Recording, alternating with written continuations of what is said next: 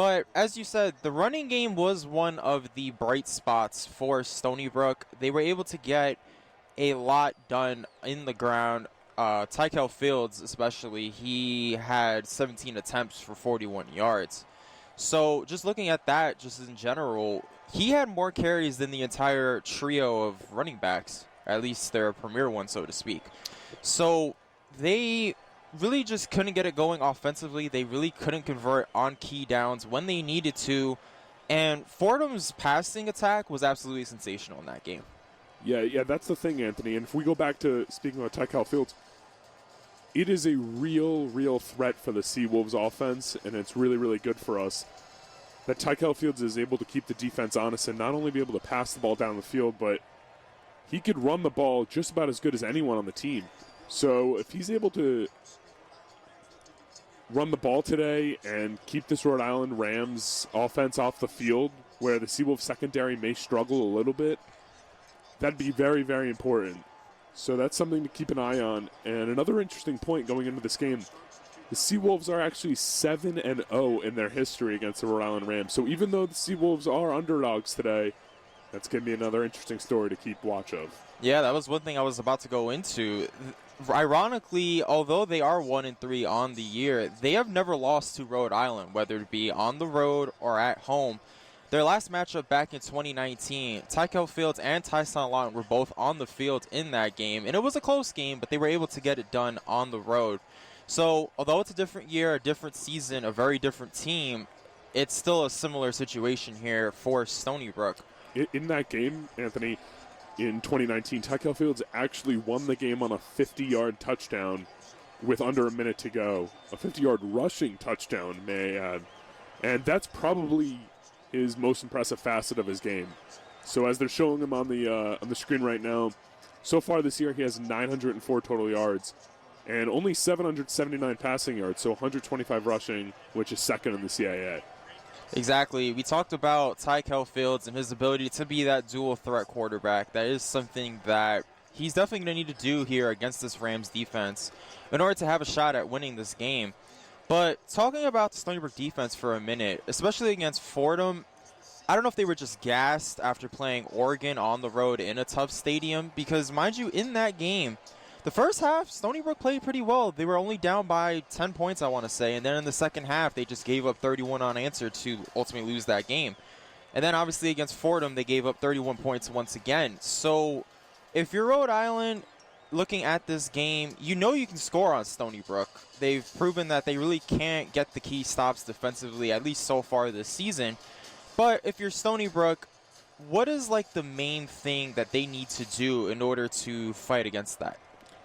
The most important thing, Anthony, without a doubt, is to be able to control the ball, have great time of possession, and to run the ball. And that's what you're going to have to do. Because if you could get first downs and run the ball and get timely third down passes by Tykel Fields or timely third down runs by Fields, then that's going to be the most important thing. Because if you can keep the Rhode Island Rams offense off the field and keep your defense fresh, that's the most important thing. You don't want this to turn into some type of shootout where the Rams are putting up 30, 40 points. You want to control this ball, because if you saw against Oregon in the first half, when we were able to run the ball and keep the Oregon offense off the field, it was 10-7 at one point. Eventually, I think it was 17-7 at half. But Seawolves are a really, really tough team to beat when they keep the other team's offense off the field.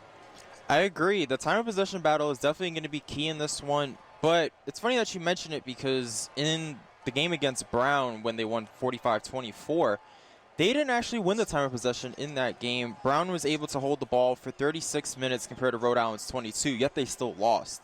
So I think, yes, time of possession is going to be key in this game, but ultimately it's going to come down to whether or not they can get those 3-and-outs defensively if you're Stony Brook. Yeah, for sure. The defense needs to step up today in a big way. And this is the day to do it. You're coming off a couple straight losses, and they've lost their 2 straight. But as I mentioned earlier, the Seawolves are 7-0 in their history against the Rams, and they're 4-0 in Kingston, Rhode Island. So it should be a good one. Weather's going to be in the upper 60s, sunny. Looks terrific there in Rhode Island today. Should be a fun one. about to kick off in a minute. Yeah, it looks like perfect conditions here to play football in Rhode Island. But if you're Stony Brook, I definitely agree. The defense needs to play their part and definitely get those key stops against Rhode Island. But here's the thing, too. In that game against Brown, they played them about 2 weeks ago. So they're coming off their bye so far this season. So the Rams are well rested. They had 2 weeks to prepare for Stony Brook. Mind you, the Seawolves coming off that disappointing loss against Fordham at home. So as we are set to kick off a few minutes away, what do you think their defense specifically needs to do? We're talking, obviously, they need to rush the passer. They need to get those key stops defensively, as Stony Brook looks like they're going to kick it away here to start the first half. So as they give the ball to the Rams offense to start this first quarter, what do you think they need to do defensively for this first drive? You got to get off the field on third down. And most importantly, you have to force third and longs. Because if you're not able to keep the Rams away from the third and shorts, the 3rd and 1, 3rd and 2, it's just going to be too easy for the Rams to move the ball and put up points against the Seawolves defense, as the Seawolves are about to kick off, and the Rams are going to get the ball first, Anthony. Exactly. So Angelo Guglielmo now set to kick it away to Fordham. The game now underway as we have 15 minutes now in this first quarter. It's picked up by the Rams. They get a return now to about the 32-yard line as Rhode Island now sets to start this game on offense. Not a great start for the Seawolves, as the kick by Guglielmo went and landed about the 28-yard line, and they should be starting here past the 30. Yeah, remember in the game against Fordham, the first play of the game was a turnover on special teams by Sean Harris Jr. on that kickoff. So 1st and 10 now for Rhode Island at the 32-yard line. Kasim Hill looking to take the snap. So he takes the snap, he hands it off to his premier back, who has a huge hole, and he is able to get to about the 41-yard line. Great run that time by the feature back. Offensive line was dominant on that play, and there was just a wide open hole for this Rams offense. About a 14-yard run there. So they quickly snap the ball here. They throw it to that right side, but for a loss of 1 on that play. Looking for his receiver that time, Matt Pyers, who had a great game against Brown. He had that big touchdown to 80 yards in that game. So he's definitely someone that Stony Brook needs to watch, especially over the top defensively. But as we look at Kasim Hill on the year, 5 touchdowns, 1 interception, absolutely sensational this year. And as it's now 2nd and 10 for Rhode Island, Kasim Hill now looking to take the snap. So he snaps the ball, looking left, throws left, and incomplete. Great converge that time by Pringle. And as it's now 3rd and long, as you mentioned, Stony Brook getting the stop they need defensively. Yeah, what a terrific play by Pringle there on 2nd and 12, forcing a 3rd and 12. He just converged on the receiver and wasn't able to get the ball there. So 3rd and 12 now for Rhode Island. Justice Antrim, the feature back for this down.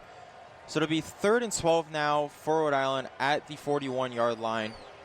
He started away from the shotgun, and now he's going to look to take the snap. So he takes a snap, 3rd and 12. He throws deep this time, and it's incomplete, unable to connect with his receiver that time. So great stop there by that Stony Brook defense to force a quick 3-and-out here. Yeah, broken up by number 20 on the Seawolves defense there. And now forcing a 4th and 12. Rhode Island set to punt. Seawolves getting the ball. Terrific start. Yeah, great play there by Jabari Reddick for the Seawolves. Able to get that key stop on 3rd and long. So now Rhode Island now set to punt it away. Davy Sean Bertocchi now looking to punt it away for the Rams.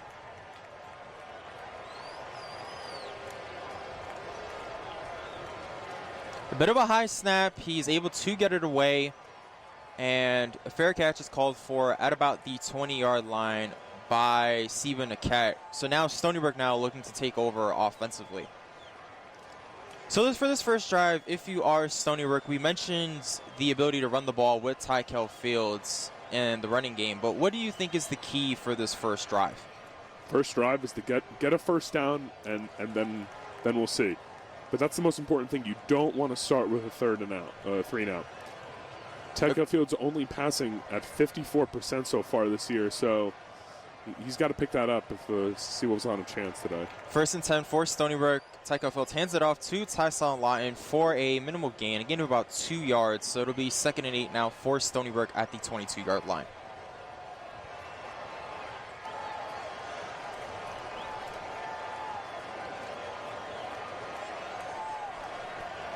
So for this first drive, Tyson Lawton is actually in the game. Obviously, he only had 7 carries in the game against Fordham. So let's see if he's actually able to get more touches in this one. Yeah, it's definitely a good sign that Lawton's in the game right now. As Tyco Fields is rolling to his right, but unable to find anyone, so he just throws it away. Yeah, great defense there by the Rams. Yeah, Fields had nothing there and no space to run either. Yeah, as we look at this Rams defense, again, not the best in the CAA, but they've been able to get key stops when they need to. So we got a 3rd and long here, about a 3rd and 8 with 13 minutes and 4 seconds left in the first quarter. Yeah, Tyson Lawton is the premier back for this 3rd down, as we have a receiver, Hunter Hayek, motioning to the left side, drawing that defender towards him. So 3rd and long now for Stony Brook. Tyco Fields throws it deep, and a great catch there by Delonte Helms Jr., able to outmuscle the DB there, and a 1st down for Stony Brook. Yeah, he got about 2 yards past the 1st down line, and he stopped, and Fields caught him at the right time. Great catch, because that's solid defense there by the Rams cornerback, number 23. Yeah, great play there by Jordan Jones. He played perfect defense that time, but Delonte Helms Jr. able to outmuscle him for that catch. So 1st and 10 now for Stony Brook at the 32-yard line. Tyco Fields takes the snap, fakes the handoff, and actually a beautiful throw there to Sean Harris Jr. off the play action as they move to the 45-yard line. Harris Jr. actually upset he got tackled there because he had some space to run. And if he was able to get by the corner there, we don't know how long he's going, but that's a solid play by Fields, faking the run-pass option there.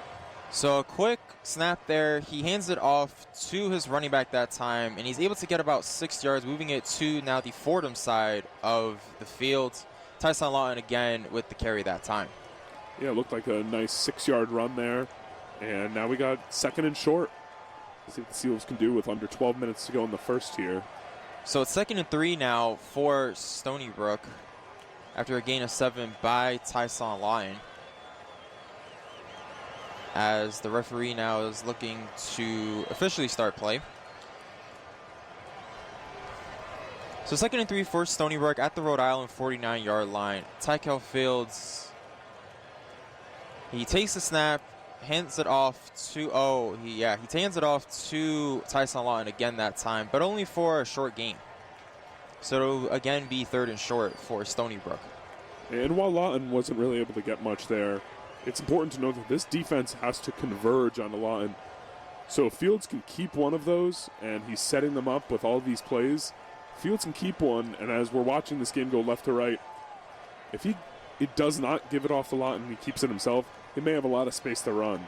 Yeah, the defense so far looking to stop that run, but if Tyco Fields is able to keep it on this 3rd down, he may be able to get a huge gain. So 3rd and 3 now for Stony Brook. Quick throw that time, but batted away by Fordham. So a great stop there by the Rams as they force 4th down. Let's see what Stony Brook does here. Seawolves have a decision here around the 49-yard line of the Rams side of the field, but it looks like Stony Brook decides to punt, and that's Chuck Priori's decision there, playing it safe. And I'm fine with that. If it was 4th and 1 or 4th and inches maybe, you go for this, but 4th and 3, I do think that Priori is making the right decision, punting this away to the Rams offense. Agreed. Great play by Christian Arrington, the linebacker for Rhode Island, able to get that tip at the line of scrimmage. So 4th down now, Mitchell Wright punts it away it gets actually a bounce at about the 13-yard line. I think, Anthony, that they stopped play before this punt, so they're going to do it all over again. Yeah, it looked like a flag. It looks like a delay of game by Stony Brook. So we're going to move it back 5 yards, and Seawolves going to punt it again. It's now 4th and 8. So yeah, 4th and 8 now for Stony Brook. Try to give Mitchell Wright a little more room to try to pin it deep in the or putting it deep on that Lard line. The official penalty was a false start. So Mitchell right now punting it away this time. Fair catch called for as it takes a bounce. The referee's going to mark it at about the 10-yard line. Solid punt. Now the Seawolves have them backed up in the 10. And we'll see. We'll see what the Rams can put together on this offensive drive. Yeah, great job there by Mitchell Wright, being able to pin it for Stony Brook. So far, nothing really going. Stony Brook had a few runs, a few key passes going their way. But so far, both teams, quick drives. So now Rhode Island is now looking to start their second drive and hopefully have much success. I'm going to look for them to run the ball more here, because on the first play of the game, they handed it off to their premier back, and he got about 14 yards. And following that, they didn't run the ball again. So if the passing game's not going to work for the Rams that well, I think they should be able to move the ball on the ground, because their offensive line has looked really solid so far. Yeah, in the game against Oregon, they weren't able to stop any of their running backs either C.J. Verdell or Travis Dye. So that's definitely something Rhode Island has to look into if they are interested in doing that for their second drive. But obviously getting that run game going will be able to set up great passing options for Kasim Hill on those second and third downs. And Kasim Hill, similar to Tykel Fields, he is a big, strong man, and he could run the ball also. So the Seawolves defense has to watch out for that as well. So with Rhode Island looking to set up their second drive here with about 10:59 left to go in this first quarter. Again, as you mentioned, only one rushing attempt for Rhode Island actually in their first drive. But when they were able to get the run game going, they had the one attempt for 12 yards. So I definitely agree. Definitely get that running game going. And we were mentioning it with Stony Brook. If you can get Tyson Lawton going, maybe you could get some keepers with Kalb Fields. I think you have to play the same strategy if you're Rhode Island. Oh, 100%. So Rhode Island now looking to start their second drive at about the 10-yard line. 10:59 left to go in a 0-0 ball game. Kasim Hill now looking to take the snap here for Rhode Island.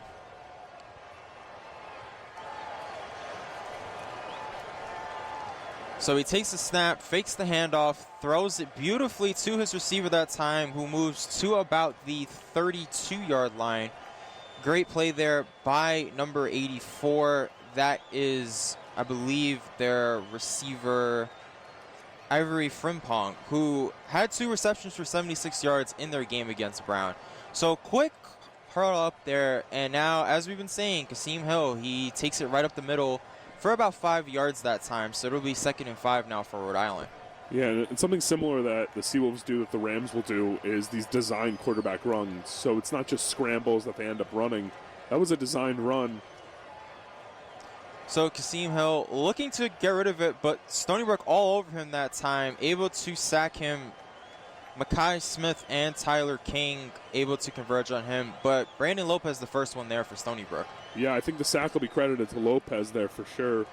And terrific play there, but he looks like he's hobbling a little bit as Lopez got there but wasn't able to get him down, and looks like a combination of King got him down. Yeah, so 3rd and 13 now for Rhode Island at the 30-yard line. Kasim Hill now looking to take the snap.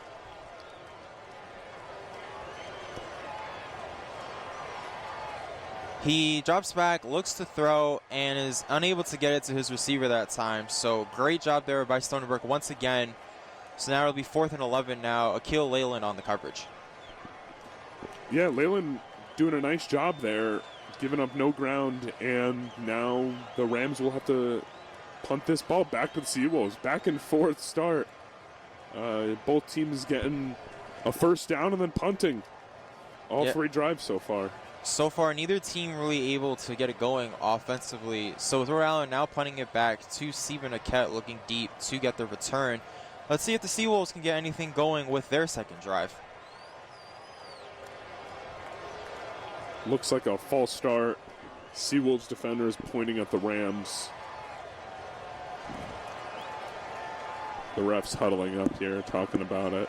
But either way, the 5-yard penalty, even if it were on Stony Brook, wouldn't be enough to give Rhode Island a first down. So Rhode Island will be punting this no matter what.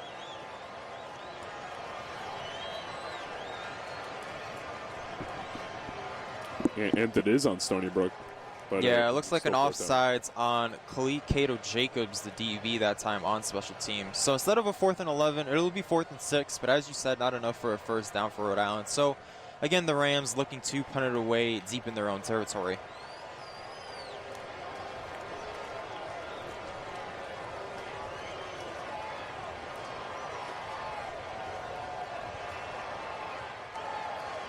So Davy Sean Bertocchi able to punt it away. Stephen Niquette on the return.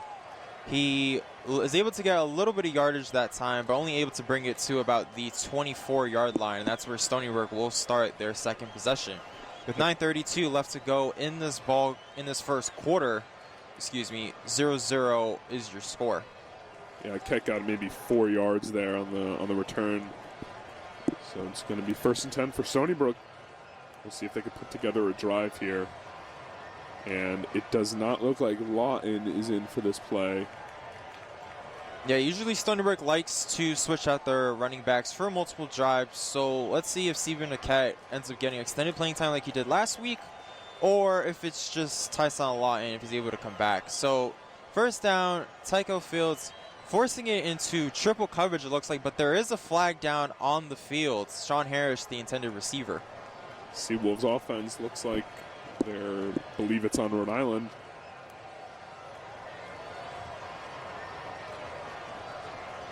Yeah, it's a pass interference call on Antonio Carter II, who was in coverage that time against Sean Harris Jr. Got there a little too early that time. So now Stony Brook able to move to about the 42-yard line.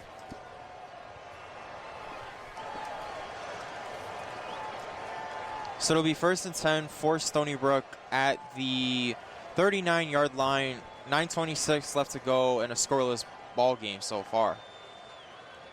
Tycho Fields takes the snap, hands it off to Stephen Niquette, who is able to get a gain of about 3 yards that time. So it'll be 2nd and 7 now for Stony Brook.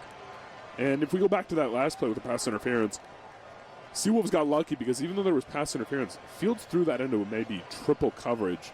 And he really has to limit these turnovers if Seawolves want a chance, because when he's throwing the ball to the other team, it's just going to be too hard for the Seawolves to overcome that.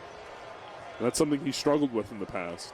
Yeah, so far this season, so far this season, every game that Tycho Fields has thrown an interception, Stony Brook has lost, as he almost threw one right there to the DB that time, but unable to break on it. Kobe Tippett almost had the interception there. So now it'll be 3rd and 5 for Stony Brook. Yeah, funny the timing there, because that was in cornerback or safety's Kobe Tippett's hands. Yeah, it looked like he was looking for Khalil Newton on the slant, but just missed through it completely, and Kobe Tippett almost had an interception right there. Yeah, Newton had some space there, but I just don't think Fields saw the safety coming over. Yeah, I don't think so either. So 3rd and 5 now for the Seawolves. Hunter Hayek motioning to the left side. Tycho Fields looking as he tries to escape the pressure, but it is ultimately dumped that time by number 6 of Fordham. So great job there by the Rams, able to get that stop. Evan Stewart that time with the sack of Tycho Fields. Back and forth game so far. It's just funny how it's gone, because 2 drives each for both teams, and both teams get a first down and then stall after that. So with around 8 minutes to go in this first quarter, Seawolves will punt it off to the Rams. Yeah, great job there by Rhode Island defensively. As we have a flag on the field, it looks like a false start though.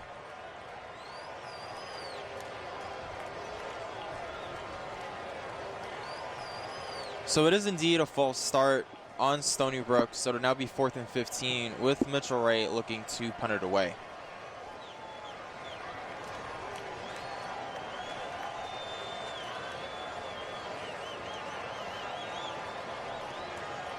Another flag that time, so that punt will not count. So let's see what it is.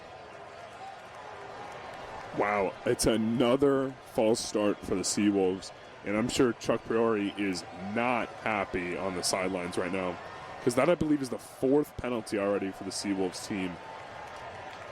And 7 minutes into the game, Anthony, I will tell you, that's not good. Yeah, agreed. So instead of having a 4th and 15, you now have a 4th and 20, which pins your punter even further back in his own territory. So Mitchell right now looking to punt it away. A little bit of a high snap, able to secure it though. And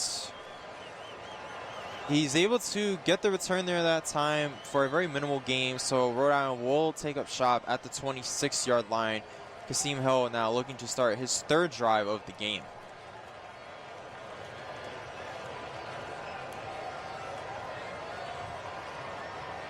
And another flag on the field. Not exactly sure who this is on yet. But yeah, only a 1-yard return for Kobe Tippett that time on the return, but there is a flag on the field.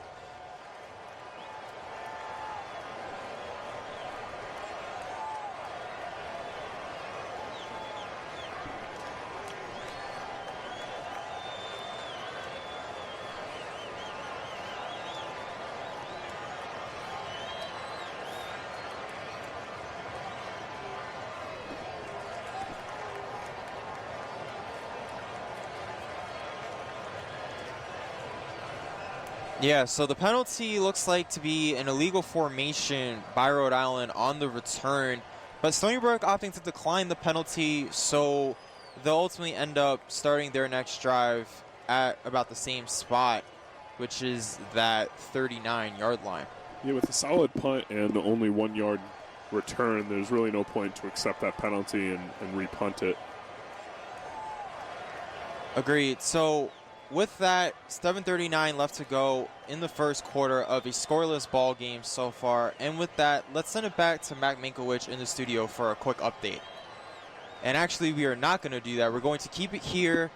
7:39 left to go in the first quarter. Again, in a scoreless ball game. So far, neither offense really able to get it going for, honestly, on either side. So what do you think Rhode Island needs to do in order to get some kind of a scoring drive going here?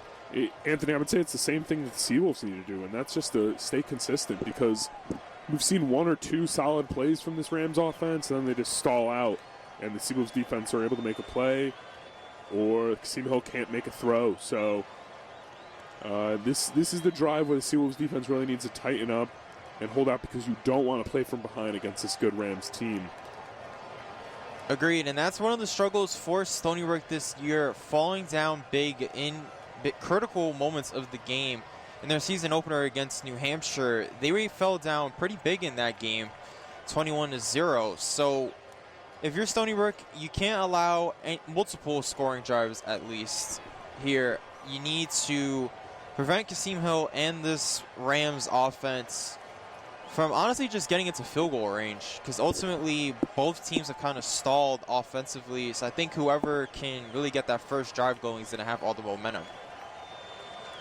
So 1st and 10 now for Rhode Island at the 25-yard line. Kasim Hill fakes the handoff, throws it to his receiver that time, but incomplete. Great coverage that time by Stony Brook, forcing the 2nd down. Looked like it was tipped at the line also, and that's what really caused the incompletion. Not sure who tipped it, but nice job by the D-line there.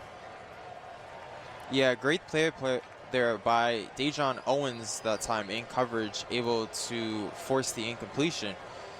So it'll be 2nd and 10 now for Rhode Island at the 25-yard line. Kasim Hill looking to take the snap.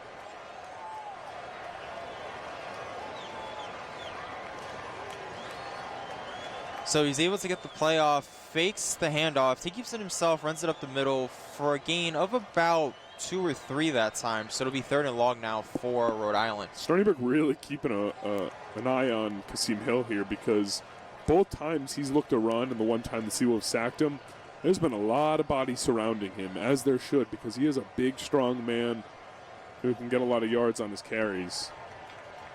Agreed. So 3rd and 9 now for Rhode Island. 3 receivers to his right. Kasim Hill takes the snap. Looked like a blitz came for Stony Brook, but unable to come back and make the catch. The receiver that time unable to make the grab. Paul Woods that time, the intended receiver. So again, a quick 3-and-out for Stony Brook defensively. Rhode Island looking to punt once again. Throw was just a little bit off there from Hill to Woods, and Woods had the diving attempt and was about a yard past the first down line, but no good. And once again, the Seawolves get their third stop of the game. The Seawolves nearly block the punt. Yeah, but a fair catch called for by Stephen Niquette at about the 36-yard line, which is where Stony Brook will look to start their next drive. So in this game so far, with 6:50 left to go in a scoreless ball game, so far both teams just really haven't been able to get it going offensively. Only 65 yards combined for both teams, so neither offense really able to get it going here. 33 yards for Rhode Island, 32 for Stony Brook, but Rhode Island obviously have had one more drive, and Stony Brook's about to start their next one. So 1st and 10 now for Stony Brook at the 37-yard line. Tykel Fields takes the snap, hands it off to Tyson Lawton, who has a huge hole up the middle and is able to gain 11 yards that time. So a good first down there for Stony Brook to start. Terrific run by Lawton. Get the drive started with a first down. No, you need only a first down or two here to get into the field goal range, and you're feeling good. Agreed. So now it'll be 1st and 10 for Stony Brook at the 48-yard line. Tyson Lawton, as we mentioned, didn't really have too many carries in the game against Fordham last week, but so far he's came back for this second drive, able to have a more impactful role so far in this one. Yeah, he's already broken 2 runs so far, and he might outrun himself all of last week today. Yeah, as he breaks another one to Tyson Lawton again, who is now able to get it to the Rhode Island side of the field to about the 41-yard line. So again, great plays, back-to-back runs by Tyson Lawton. Another gain of 11 yards that time. If it's not broke, don't fix it. And these runs up the middle of Lawton, with the defense a little worried about Fields keeping it and running the other way, it's working so far. So 1st and 10 now for Stony Brook at the Rhode Island 41-yard line. Hunter Hayek again motioning to the right. He hands it off once again to Tyson Lawton, able to get about 6 yards that time. So it'll now be 2nd and 4 for Stony Brook. Yeah, if you're Chuck Priori and this Seawolves offense, there is no reason to stop doing this. And as Lawton's coming out of the game for, I would presume, a play right now, this rushing attack is really working, and that's the best facet of the Seawolves offense. And it doesn't matter who their running back is, whether it's Stephen Niquette, Roland Dempster, Tyson Lawton. Stony Brook's running game so far this season, although they are 1-3, has been one of the bright spots of the Stony Brook offense.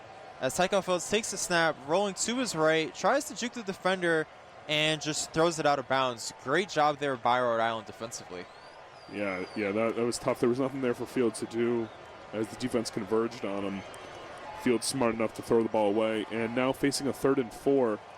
I wonder, do you run this ball? Do you throw this ball? I mean, with 3rd and 4, essentially in field goal range, you're kind of free to do whatever you want here. As Tykel Fields is looking to take the snap, Stephen Niquette is the featured back for this 3rd down. My personal opinion is you have 2 downs to get 4 yards here. You should run this ball. And that's exactly what they do, and it looks like he's able to get just enough for that 1st down marker, gain of about 5. That was Stephen Niquette, I believe, on the run, as he's now coming out. And the refs do give the 1st down to the Seawolves as they're driving with 4:33 left in the first. Yeah, and so far in this game, the Seawolves have 6 first downs. Rhode Island only has 2. Yeah. So Stony Brook's defense able to get it done, and offensively so far on this drive, they've been able to get that running game going. So 1st and 10 now for Stony Brook. They hand it off to Tyson Lawton with a huge hole running along that left sideline, and he's able to get into the end zone for the touchdown.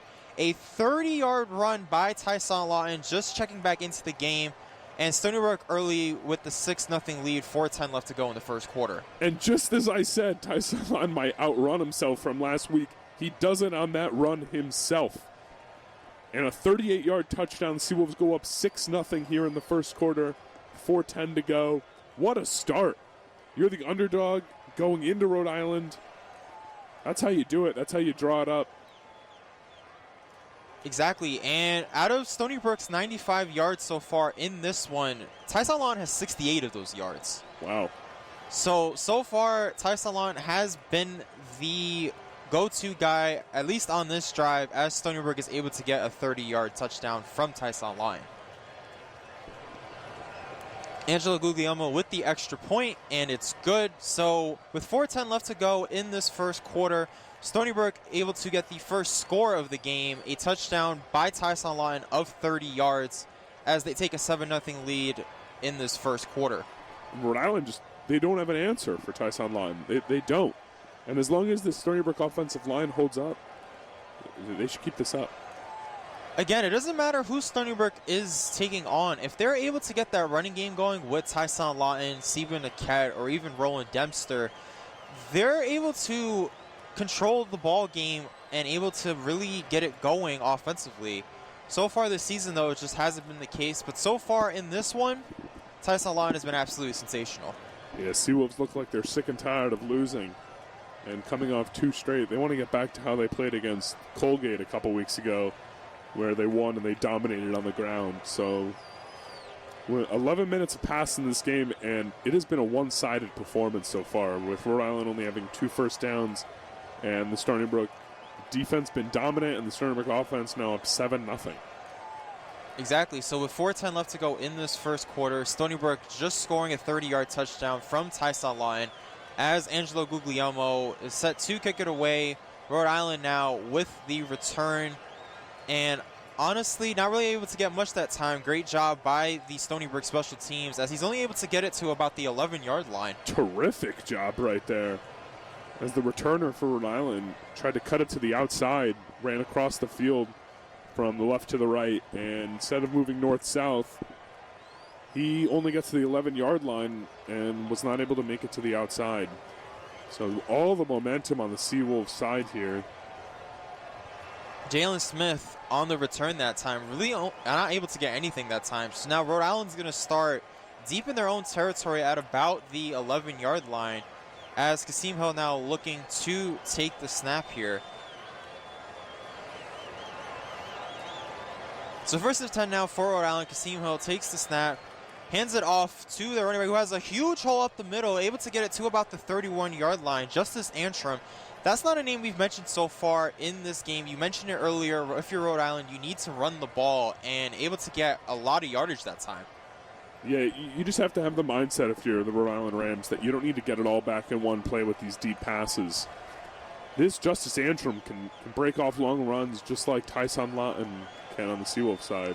So another handoff to Justice Antrim, but a huge stop that time by Stony Brook, able to converge that time, and a loss of 6 on that play. So it'll be 2nd and 16 now for Rhode Island. Great play by Stony Brook. Yeah, terrific play by the defensive line, just breaking through and getting Antrim before he was able to cut around and get through the hole. So 2nd and 16 now for Rhode Island as we approach the 3-minute mark of this first quarter. Stony Brook with the 7-0 lead in this one so far. Kasim Hill takes the snap, is looking to throw. He throws it over the middle to, it looks like no one in particular. So it'll be 3rd down and long now for Rhode Island. Must have been some type of miscommunication there because Hill just threw it where no one was. And now a 3rd and 16 for Rhode Island. Seawolves in the driving seat here. So far, Stony Brook's defense, we mentioned it before, if you're able to keep them to 3rd and long situations, they're going to have a great shot in this one. And so far, they've been able to do just that. So now it'll be 3rd and 16 for Rhode Island, 2:56 left to go in this first quarter. Yeah, they're on about the 24 and need to get to the 40. So Kasim Hill looking to take the snap, but a flag is thrown here. Let's see what it is. And a false start on Rhode Island, so moving them back even further here. So instead of a 3rd and 16, it'll be 3rd and 21 now for Kasim Hill and this Rams offense. And it's like every single thing is going well for the Seawolves. over the last 5 or 6 minutes of this ball game. Exactly, and with it being 3rd and 21, if you're Stony Brook, just don't allow anything deep here. And I think if you're able to get off the field once again, you look like you're going to be in a great shape for this game. Yeah, just keep it in front of you. You can concede 10 yards, but... As they just handed off to the back that time, able to get quite a bunch of yardage that time, but really only able to make it to the 29-yard line. Jalen Smith with the carry that time. So it'll be 4th and long for Rhode Island. Stony Brook now looking to get the ball back once again. And so far, as we've been saying, everything so far in this one has been gone Stony Brook's way. It really has. And Stony Brook forcing another just offensive. It's been just horrible for the Rhode Island Rams offense so far. So Stony Brook forcing another punt. And this is crazy. For the 21st ranked CAA team in the country, Rhode Island, they have really struggled so far. Agreed. With Stephen Niquette now looking to run it to the sideline, able to get minimum yardage that time, and he's able to take it to about the 25-yard line. So with 2:07 left to go in this first quarter, Stony Brook on top 7-0 after the 30-yard touchdown by Tyson Lawton earlier in this first quarter. And so far for Rhode Island, just unable to get anything going offensively. Stony Brook has been able to hold the Rams to these quick 3-and-outs, and honestly, Stony Brook has played probably the perfect game defensively. Oh, they really have. And on offense, if they're able to keep it up here and continue to run the ball, there's no reason the Seawolves can come in here in Rhode Island and come out with the upset. I mean, they've never lost to Rhode Island in the program history. They are 7-0 all time. As Tykel Fields takes the snap, throws it along that left sideline, and again, another great catch by Delonte Helms Jr. as the ball will be placed at about the 41-yard line. So, again, a great play there by Stony Brook. Helms Jr. with a really solid catch, but give credit to Tykel Fields. There was pressure converging on him. He stayed strong in the pocket, made a nice throw to the outside about 15 yards down the field on the other sideline. So, with another first down, minute 40 to go in this first quarter, 7-0 Stony Brook, and they are driving once again. Yeah, 16-yard completion to Delonte Helms Jr. as we have two tight ends moving along the left side of that offensive line. As Stony Brook hands it off to Stephen Niquette, but he is going nowhere. The Rams all over that run defensively. So it'll be 2nd and 10 for Stony Brook after no gain. Seawolves really should tell Tykel Fields he should keep it on one of these plays because he could break one. Because now that the running game is really taken off for the Seawolves, the Rams are converging every defensive player they can to these runs up the middle. Yeah, Matt Thomas, the first one there for Rhode Island, able to force the loss of 1 that time from Stephen Niquette. So it'll be 2nd and 11 now for Stony Brook as we are under the 1-minute mark of the first quarter. Tykel Fields takes the snap, but there is a flag on the field. It looks like one of the offensive linemen moved early.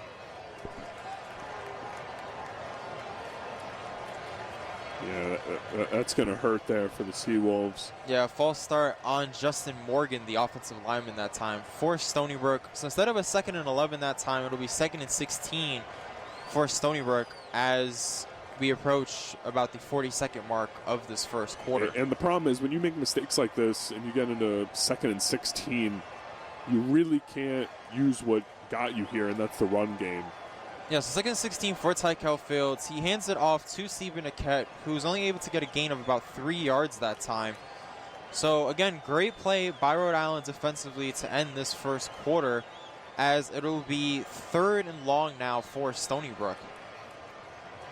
Yeah, the Seawolves can just hold this out and let the first quarter run out. So we'll see with 10 seconds remaining. That looks like what they're going to do. So, good first quarter for Stony Brook, and if you're a Seawolves fan, you got to be happy with this one so far. Yeah, so far, Stony Brook, the only score of the game in this first quarter, a 30-yard rushing touchdown by Tyson Lawton. So at the end of the first quarter, Stony Brook is ahead 7-0 over Rhode Island. And with that, we will send it to Matt Mankiewicz in the studio for a quick update. And thank you very much, guys. We will take a look at what's going on in the CAA, and there are some other games that will be coming up. And let's take a look at first of all, there's one game going on right now, and it's the one you're listening to. The other ones you're going to have to wait for a bit. And we'll get that for you in just a second here, as we have Elon and Richmond kicking off at 2 o'clock. 3 o'clock at Albany in Delaware. James Madison and New Hampshire follow at 3:30. Of course, we are following Major League Baseball because the Yankees still have not clinched, and they fell short last night, 4-3 against Tampa Bay. They face the Rays once again at 1 o'clock this afternoon. And the Orioles and Blue Jays, they will have their first pitch at 3:07. Red Sox and Nationals, 4:05. All those games matter, and a few others too. Phillies and Marlins don't. Reds and Pirates, Indians and Rangers later on. Athletics and Astros, the Athletics are out of it. The Twins and Royals, they're out of it. Tigers and White Sox, Cubs and Cardinals. Cardinals are firmly in it. Mets and the Braves, Rockies and D-backs, Angels and Mariners, Brewers and Dodgers round out your schedule. Let's send it back.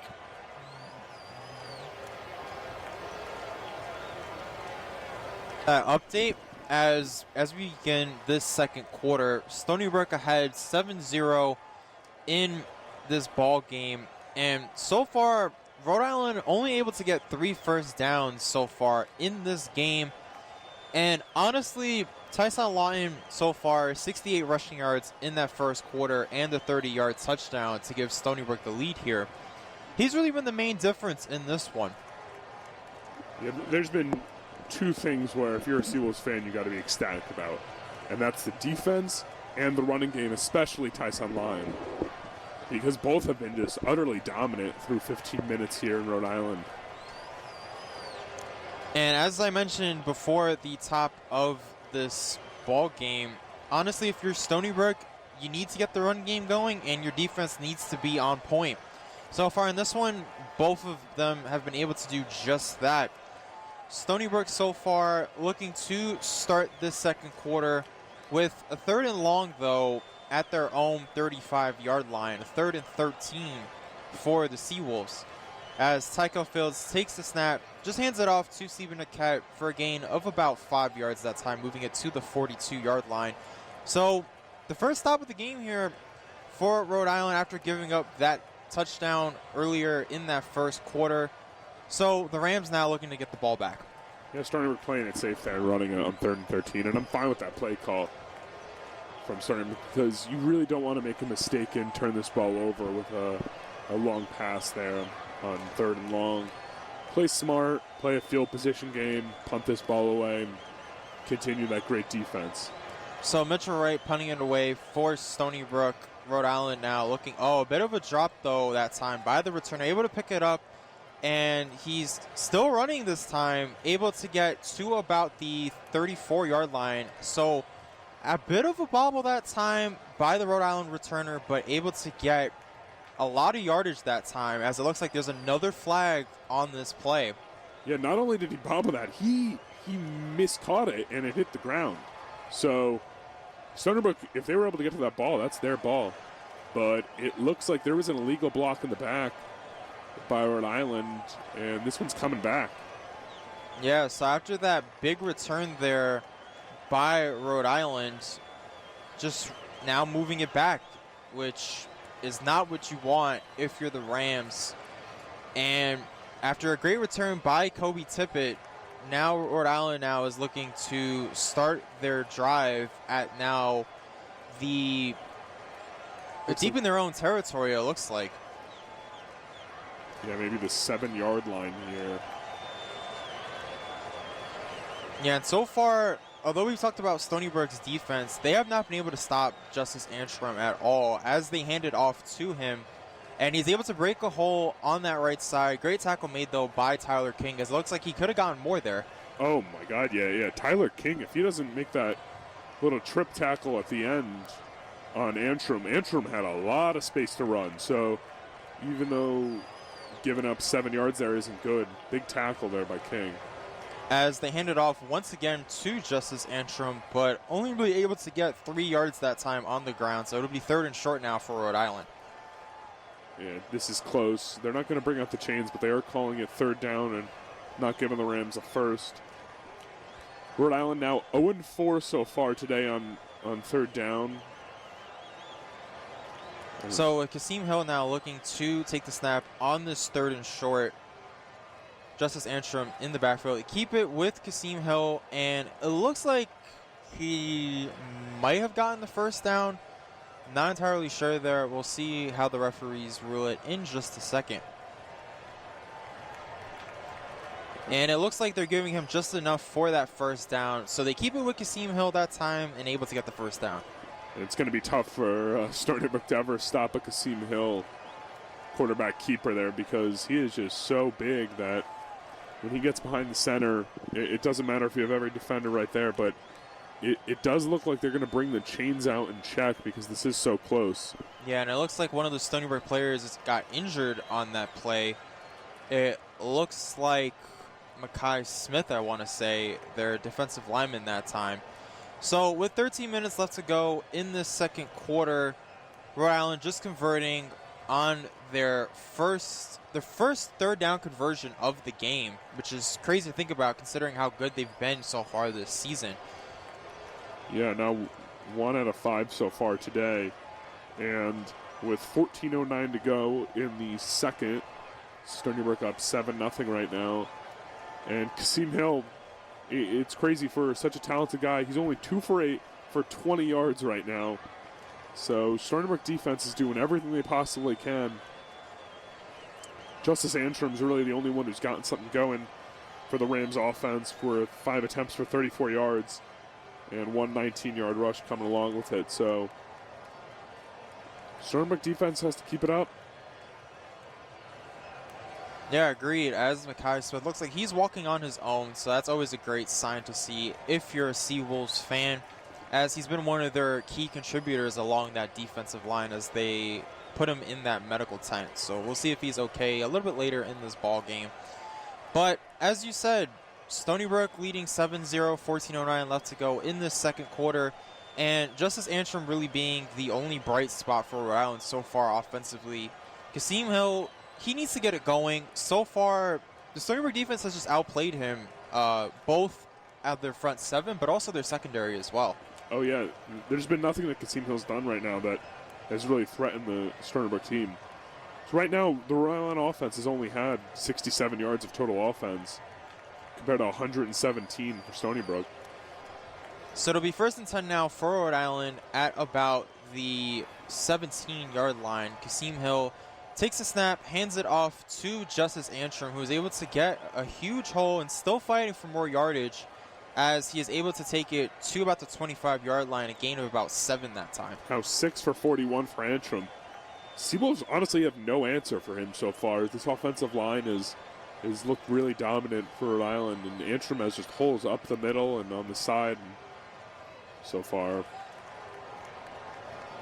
So 2nd and 3 now for Rhode Island at about the 32-yard line.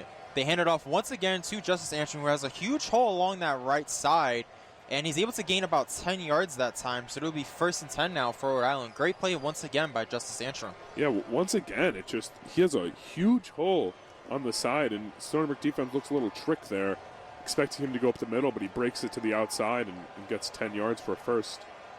So 1st and 10 now for Rhode Island. Kasim Hill looking to take the snap at about the 35-yard line. He hands it off once again to the running back. That is Jalen Hill that time, and only able to bring it to about the 42-yard line. That's where his forward progress stopped. So a gain of about 7 yards that time. So once again, 2nd and 3 for Rhode Island. Looks like Rhode Island in the light blue here are taking a little play out of the Seawolves playbook, because just how the Seawolves dominated with the rushing attack on their touchdown drive, that is how the Rams are moving the ball up the field right now with their most successful drive of the day so far. Yeah, agreed. So 2nd and 3 now for Rhode Island at the 42-yard line. Kasim Hill looking to throw this time, has nowhere to go, and he is sacked that time, dumped by the Seawolves defensive line. Brandon Lopez and Dejon Owens both teaming up for that sack that time. So it'll be 3rd and long now for Rhode Island. Huge loss of 5 yards there for Rhode Island. And that's what I think a football expert would call a coverage sack, because when you're stuck back there and you have no one to throw to for 4, 5, 6 seconds, this Stony Brook defensive line is going to get there. And credit to Brandon Lopez and Dejon Owens. Yeah, the 2nd sack of the game for Stony Brook so far in this one. So 3rd and 8 now for Rhode Island at about the 35-yard line. 3 receivers to Kasim Hill's left as he takes a snap and is looking left, throws left, able to get the completion that time to his receiver, but short of the first down marker that time. It was caught by Ivory Frimpong, but nice tackle by Dejan Owens. Tackles him right before the first down marker, now 4th and 1. So credit to Dejan Owens with that tackle, because if he doesn't wrap up Frimpong there, this is another first down for Rhode Island, and stopping the momentum once again, the Seawolves defense forcing another punt here. Yeah, so 4th and 1 now for Rhode Island, looking to punt it away here. Maybe they'd go for it. They ultimately opt not to. So now Rhode Island punting it back once again to Stony Brook as we approach the 9:50 mark in the second quarter. As Sibu Naket lets it take a bounce where the Stony Brook Seawolves will now take up shop at about their own 9-yard line. So great job by the punter that time for Rhode Island. Yeah, terrific punt by Davey Bartocci there. And to go back to that 4th down play, Rhode Island did have an option, but the fact of the matter is it's still so early in this game.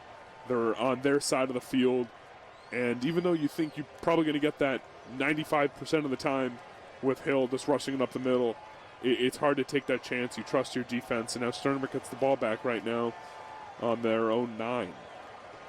Yeah, so Tykel Fields and the Stony Brook Seawolf offense now starting at their own 9-yard line. 9:45 left to go in the second quarter. Stony Brook on top 7-0 as Tykel Fields hands it off to the running back that time for a loss of 1 that time as Tyson Lawton got the carry. Great job by Wesley Neal Jr. of Rhode Island, able to get the stop there. Yeah, defense looks like they're catching on to Tyson Lawton here. But Lawton still with a solid stat line with 9 for 67 and a touchdown.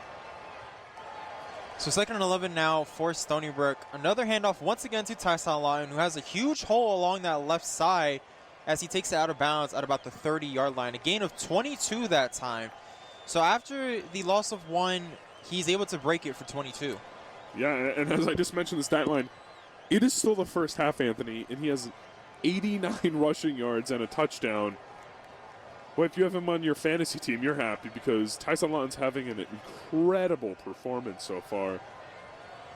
Yeah, almost averaging 10 yards a carry so far in this game. So Tyson Lawton doing his thing, able to get the ground game going for Stony Brook. So now it'll be 1st and 10 for the Seawolves at about the 29-yard line. Tykel Fields looking to throw. He had popped as he let that one go. And a fight for the football. It looks like it's intercepted by Rhode Island. And the play made there by number 23, Jordan Jones, as there is a flag on the play, I believe. Yeah, there might be a flag on the play, but Jordan Jones with the interception that time. Remind you, in the last game against Brown, he did have a 100-yard pick 6 against Brown, but it might be all for nothing. Let's see what the flag is in just a second. And Fields, not a terrible pass, but he was hurried there by the defensive line of Rhode Island as they're announcing the flag here.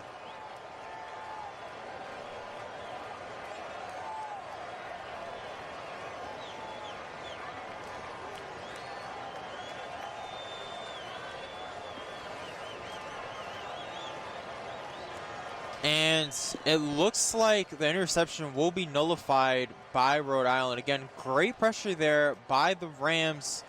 And after that pressure, just underthrown there by the Seawolves. And again, just bad penalty there by Rhode Island. I don't believe the interception will be nullified. It looks like it's a misconduct after the interception. So it's half the distance to the goal, which is an 11-yard penalty. And Rhode Island gets it at the 12-yard line. It was an unsportsmanlike conduct on Jones, who had just had the interception. So still a costly mistake by Rhode Island, but nevertheless, great defensive play by Jones. And a costly mistake by Fields. I was mentioning this earlier. Fields has to limit those turnovers. Yeah, and the thing is, too, if you see someone in your face, don't try to force it. Just take the sack. I know you usually don't want to do that if you're a quarterback. You want to make the plays, but... Right, or throw it away. You don't need to make the hero play every single time. Yeah, LB Mack, the third with the pressure that time for Rhode Island, forcing Tycho Fields to throw a very underwhelming ball, which was then intercepted by Jordan Jones. So great job there at that time by Rhode Island as they were able to get that key stop defensively, as they are now looking to start their offense now 1st and 10 on, it looks like, their own 10-yard line. And both teams have had such a struggle throwing this ball so far today. And both teams have also had success running the ball. So 1st and 10 now for Rhode Island. They give the handoff to Justice Antrim, who was able to get a gain of about 11 yards that time. So Rhode Island once again with that first down.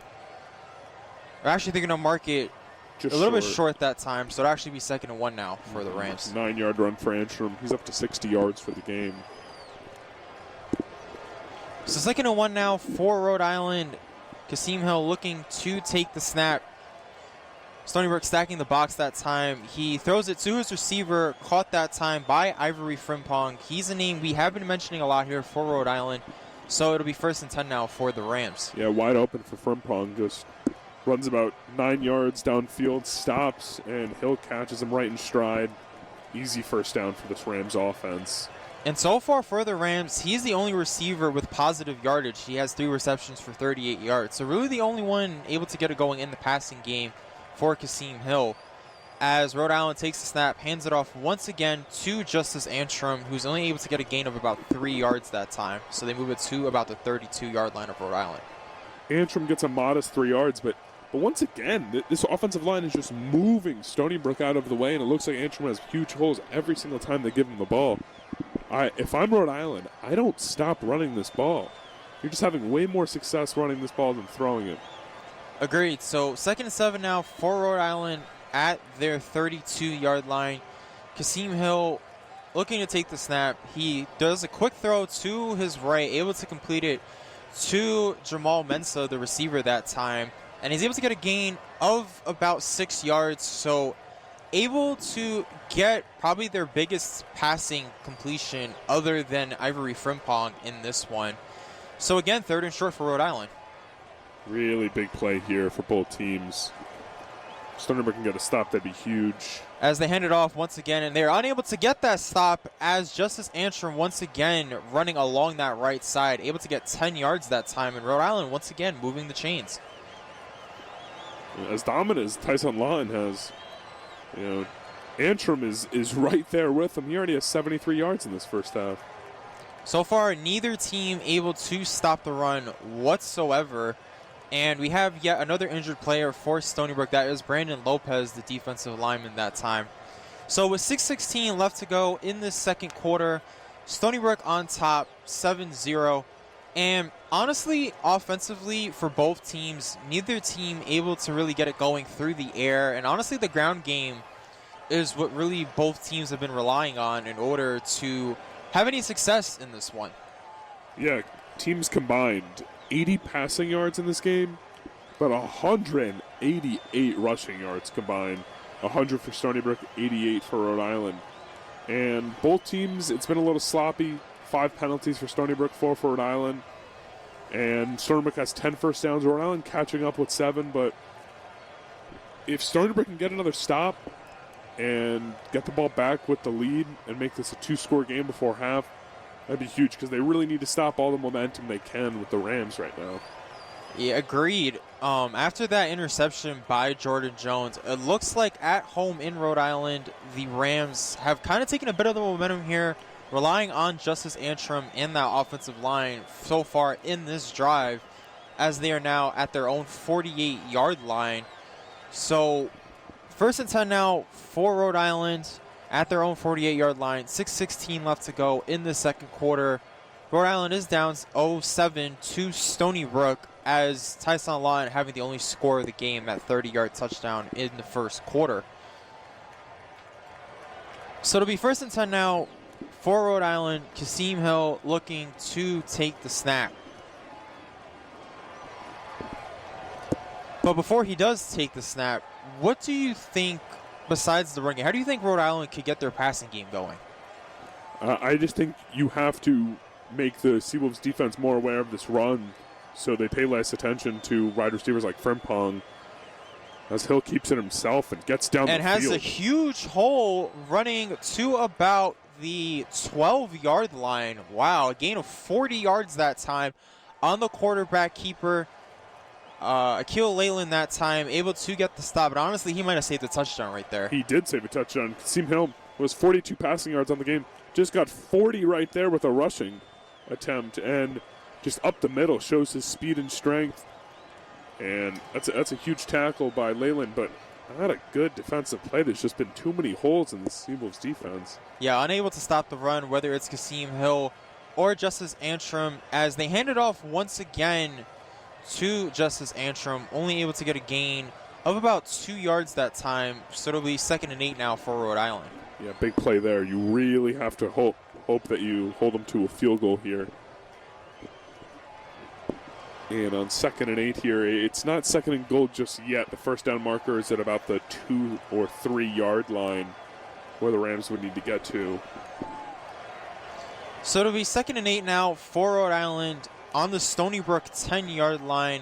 Pretty much deep in red zone territory for the Rams. Kasim Hill taking the snap, but yet there's a timeout for Stony Brook here.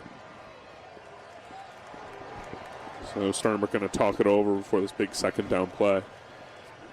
I think a good timeout, too, by the Seawolves. Obviously seeing the momentum kind of shifting away from them towards Rhode Island after huge runs by both Justice Antrim and Kasim Hill. Obviously that 40-yard gain on the previous play. Right, and it's not just that. Stony Brook defense needs a rest because they've been on the field for a long time now, and you need all the energy you can to stop Hill and this Rhode Island Rams offense, who has put together a 7-play, 79-yard drive so far. And although Stony Brook's defense has played pretty well so far in this game, this is really the drive that their defense just looks pretty gassed. It looks like they just haven't been able to stop the run in any way, shape, or form. As it is now 2nd and 8 for Rhode Island, they hand off once again to Justice Antrim, who is able to score a touchdown for the Rams. So they're able to respond with Tyson Lawton's touchdown. Justice Antrim getting a 10-yard score, looking to tie this game up at 7 apiece. Antrim, I could have scored that touchdown. Just such a huge hole on the right side of the offensive line, and no one near him. It's a walk-in touchdown, untouched. Justice Antrim now 11 for 83 and a touchdown. And Rhode Island looking to tie this game up with this extra point. We got a good one here. Yeah, agreed. CJ Carrick kicking the extra point, and it is good. So with 4:53 left to go in this second quarter, Rhode Island able to tie this game at 7 apiece after the 10-yard touchdown by Justice Antrim. So far in this one, Kasim Hill, Tykel Fields really not able to get anything going through the air. And honestly, this game has really become the Tyson Lawton show and the Justice Antrim show. Yeah, back and forth. Both players having over 80 yards in the first half is fairly remarkable. And coming off an 8-play, 89-yard drive for Rhode Island, Stony Brook looks to answer with 4:53 to go in the second quarter. And going up before halftime would be big. And to not give this ball back to the Rhode Island Rams offense, who's looked to catch a groove. They now have 182 total yards of offense compared to 138 of Stony Brook. So they had nothing going almost before that drive. Yeah, prior to this drive, Stony Brook's defense played pretty well, but only one drive needed to tie this game up at 7 apiece. CJ Carrick now looking to kick it away for Rhode Island as they let it bounce into the end zone for a touchback. So Stony Brook now will set their drive at about the 25-yard line. So prior to that touchdown by Rhode Island, Stony Brook's defense played pretty well up until that point, but Justice Antrim with the 10-yard score able to tie it up for Rhode Island. So now with the Seawolves coming back on offense, what do you think they need to get going besides Tyson Lawton, obviously, who's had a sensational game? I don't think they need to get anyone else going other than Tyson Lawton. He's been so dominant. The one thing I have to keep stressing is Tykel Fields has to secure the ball, because that's the reason Rhode Island scored. It was off an interception. So 1st and 10 now for Stony Brook. A handoff once again to Tyson Lawton. met in the backfield that time by the Rhode Island defender, and just a great job there by the Rams defensively on that play. Yeah, that was defensive end Gabe Salamons. And a loss of 2 right there, setting up 2nd and 12. So 2nd and 12 now for Stony Brook at their own 23-yard line. Again, great play that time by Gabe Solomons that time on the D-line, able to get that tackle for loss there for the Rams. So Ty Solomon still in the game here for Stony Brook on this 2nd and 12 play as we approach the 4-minute mark in the second quarter. So Stony Brook handing off once again to Ty Solomon. Tried to bounce the edge that time, but great play there by Christian Arrington, able to get the stop there for Rhode Island once again. Yeah, Frederick Millay also in on the tackle. And Stony Brook offense coming a little stagnant now the last couple of drives after they looked really solid in that one drive coming at the beginning of the second quarter. And honestly, for Rhode Island, although they pretty much played pretty poorly throughout most of this game, that one drive was really all they needed to get that home crowd and to get the momentum back on their side as Stony Brook now faces a 3rd and 10. Hunter Hayek running to his right. Tykel Fields taking the snap, looking to throw, but yet another flag in this game. Looks like it's going to be a false start on Anthony Catapano. And now Stony Brook's got a tougher play ahead of him, 3rd and 15. So instead of what would have been a 3rd and 10, 3rd and 15 now for Stony Brook. So again, we've been talking about the running game, but also the penalties on both sides have really played a huge factor in this one. Yeah, 6 penalties in the first half. It's dreadful, and I'm sure this Stony Brook team is going to hear a mouthful about that during halftime, because that is not something you could win with. Yeah, Chuck Priori is definitely going to have his hands full at halftime. And Tyson Lyon going absolutely nowhere that time. Great stop there by Andre Blackett of Rhode Island. A loss of 5 that time for Stony Brook. So Rhode Island now looking to have all the momentum on their side. Yeah, Stony Brook has lost all sense of momentum since they went up 7-0 earlier in this ball game. And Rhode Island going to get the ball back now as Stony Brook's going to punt it away on 4th and 20 at about like the 15-yard line.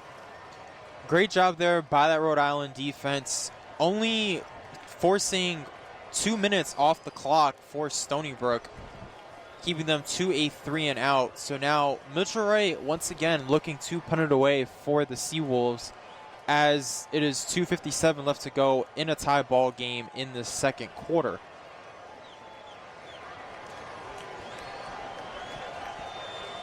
And a timeout was taken by Rhode Island prior to this 4th down. Now Mitchell Wright looking to punt it away for Stony Brook. So Rhode Island gets the ball back with 2:54 and 2 timeouts as a fair catch is called for at the 45. And another flag on the play, and things are getting chippy.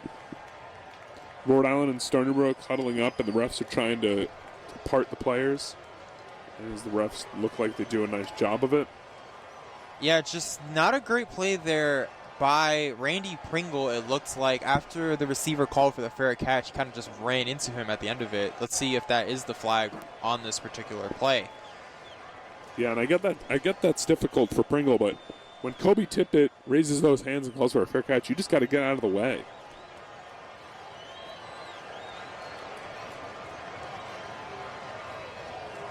Another costly penalty. That's a 15-yard penalty. So instead of starting on what would have been the Rhode Island 44-yard line, they're now on the Stony Brook 41. 7 penalties for 46 yards from Stony Brook. I mean, you're just not going to be able to win football games doing that. And especially on the road, those penalties are not going to help you at all in terms of getting any momentum back in this one. As Rhode Island now looking to start their next drive on the Stony Brook 41-yard line with 2 timeouts left in this first half.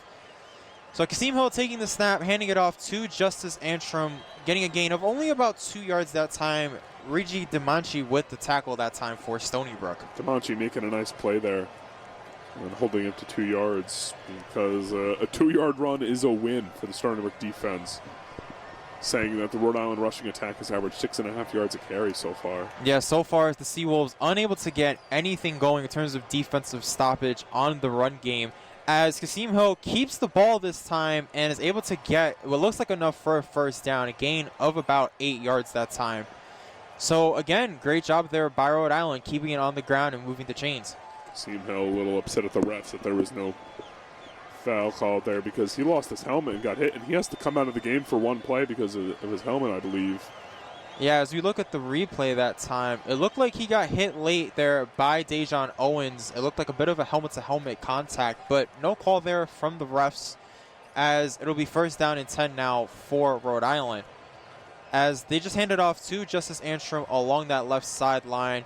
Really able to get no gain that time. Khalid Cato Jacobs that time with the tackle along that sideline. Big time tackle there. Now with under 2 minutes to go, about 150 ticking down.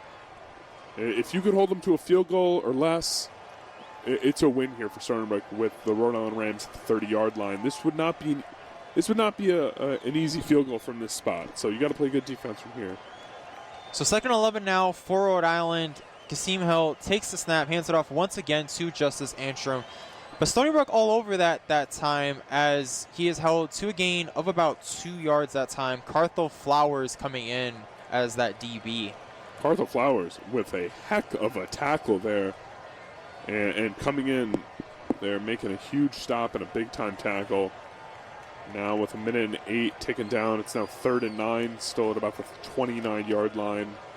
So 3rd and 9 now for Rhode Island. Surprising Stony Brook didn't really use a timeout there, try to see if they could get the ball back to maybe get something going under a minute. But as we are under a minute now in this first half, Kasim Hill taking the snap, throws it to his receiver, who comes back for the grab, and it looks like it's short for the first down. Yeah, just a 3-yard connection to Paul Woods there, and a nice tackle by Tyler King, who's had a nice day.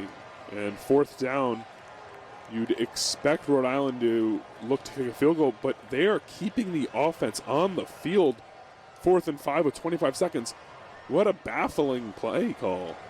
Yeah, they want to try to go for it all here on this 4th and 5, but timeout call by Stony Brook to try to set up their defense now for this 4th down. Yeah, very strange, Anthony. They must have no trust in their kicker, because it's not like this would be that long of a field goal. It would be around a 42-yard field goal from here. I mean, last week against Brown, CJ Carrick, who is the Rhode Island kicker, he did miss a field goal from 43 yards, but he did make a 33-yarder in that game. So again, maybe the Rams just don't have any trust in CJ Carrick. Let's see if they still try to keep their offense out there for the 4th down, but now it looks like CJ Carrick is coming out there to kick the field goal. Yeah, this seems to make more sense. And maybe the Rhode Island offense was staying out there just to try to force a penalty on the Stony Brook defense, as Rhode Island have to kick a field goal. Yeah, I mean, it would make a lot of sense, as Stony Brook has 7 penalties already in this first half. Maybe try to draw offsides and get that first down. Instead, with 21 seconds left to go in the first half, CJ Carrick now looking to make this field goal from about 42 yards. As he gets it up, and it's good. So with about 15 seconds left to go in this first half, Rhode Island able to add a field goal to their touchdown from Justice Antrim, and Rhode Island now with a 10-7 lead over Stony Brook. Yeah, can't be too upset with that defensive possession. You hold them to a field goal, starting with really solid field goal position. And Stony Brook's going to get the ball back in 15 seconds. I'm sure they'll just get the ball and run it out till halftime. So down 3 going into the second half. Not a terrific second quarter, but a really, really solid start for Stony Brook in the first quarter, and they have a lot to work on, but a lot to be happy about. Yeah, I mean, the first quarter, Stony Brook pretty much dominated both sides of the ball, offensively and defensively. But in the second quarter, a much different story. Rhode Island able to come back with a response, and they honestly dominated the ball, both on the ground and defensively. So with CJ Carrick looking to kick it away here, again, 15 seconds left to go in this first half. Stony Brook looking to just ride it out, as they will be down 3 going into the second half. Sean Harris Jr. that time with the fair catch. So it will be 1st and 10 now for the Seawolves at their own 7-yard line. Again, 15 seconds left to go in this first half. Down 3 against Rhode Island. And it looks like Kalb Fields is looking to kneel this one out, it looks like. Yeah, it looks like they're in kneeling position here. As he does, and that'll end the half. So as this first half comes to a close, your Stony Brook Seawolves are down in this one. They trail the Rhode Island Rams 10-7 at the end of this first half. In the first quarter, Tyson Lyon had that 30-yard touchdown, but in the second quarter, all Rhode Island, a 42-yard field goal from C.J. Carrott combined with that 10-yard score from Justice Antrim gives the Rhode Island Rams a 10-7 lead. So at half, Rhode Island ahead of Stony Brook 10-7. So for halftime, let's send it back in the studios to Matt Mankiewicz. And thanks a lot, guys. As we get ready for the halftime program here, the Yankees are underway, by the way, and let me put a little background on that. There we go. That's better. So, we get started with the CAA and what they're up to, and we do have some games that are coming up. The only one live is the one you're listening to right now, but you do have at 2 o'clock Elon and Richmond. Albany and Delaware will kick off at 3. James Madison and New Hampshire at 3:30. Continuing on with baseball. We're in the top of the first right now at Yankee Stadium. Jordan Montgomery on mound for the Yankees. And right now we have, that should be the third out. Yandy Diaz lining out sharply, the left fielder Joey Gallo. And unless there's 2 outs here. But in any case, we are underway. No score. And the Rays already have a hit on the board. Yankees have yet to bat. Now, continuing on with the rest of Major League Baseball, we do have other games that are of importance to Yankee fans. In particular, the Baltimore Orioles and Toronto Blue Jays, Boston Red Sox and Washington Nationals. Yankees' magic number for clinching at least a wild card is 1, home field 2. In games that are not so meaningful, 4:05, you got the Padres and the Giants yet again. Giants looking to break their all-time record for most wins in a season, 106, which was set way back in 1904. The year there was no series because manager John McGraw didn't want to play one. They had played one the year before, and that was the very first one. But the Giants weren't involved in that one. Those Pirates-Red Sox were Boston Americans at the time. 6:35, Cincinnati Reds and Pittsburgh Pirates. Cleveland and Texas at 7:05, 7:10. The A's and the Astros. Astros have already clinched the West.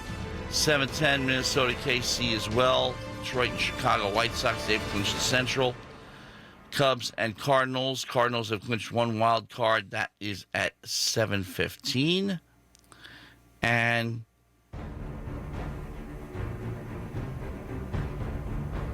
we round out the schedule with the Mets and Atlanta Braves. Again, meaningless game. Atlanta's clinched the East. Or have they? They'll double check that. Colorado and Arizona at 8:10. Angels and Mariners. Mariners still in it barely. And the Dodgers and Milwaukee Brewers could be a preview of postseason to come at 9:10. Let's take a look at the top 25 in college football. As we said, the only CAA game on right now is the one you're listening to, but plenty of action in top 25. You got 4:24 left in the second quarter right now. Number 2 Georgia leads number 8 Arkansas by a score of 24-0. Number 14 Michigan over Wisconsin 10-3 with 2:32 left before halftime. Early in the second quarter, Louisville and Wake Forest, 24th ranked Demon Deacons, tied at 10. 2:30, Ninth-ranked Notre Dame takes on number 7 Cincinnati in South Bend. 16th-ranked Coastal Carolina will play UL Monroe at 2:30, University of Louisiana Monroe. Top-ranked Alabama takes on 12th-ranked Ole Miss at 3:30. Third-ranked Oregon visits Stanford at 3:30 as well. 6th-ranked Oklahoma is at Kansas State at 3:30. Same time for number 11 Ohio State visiting Rutgers. And at 6, number 10 Florida takes on Kentucky. Same time for number 23 NC State and Louisiana Tech. 7 p.m., you got Texas A&M ranked 15th against Mississippi State. 21st ranked Baylor visiting number 19 Oklahoma State at 7 o'clock as well. Number 4 Penn State takes on India at 7:30. Number 17 Michigan State will play Western Kentucky at 7:30 as well, same time. For number 25 Clemson and Boston College. 9 p.m., 22nd ranked Auburn will visit LSU at Tiger Stadium.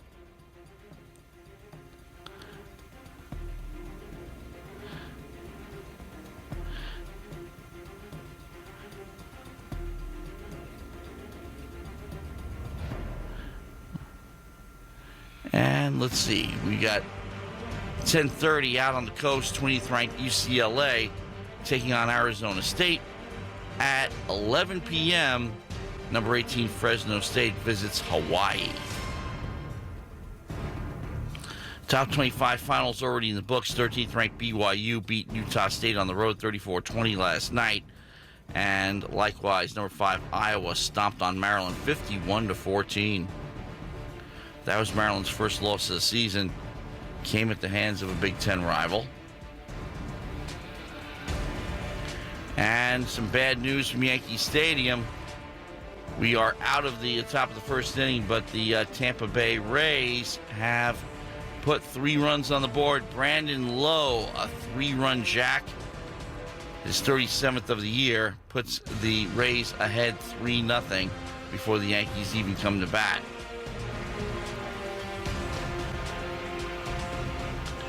Other news that we are following, of course,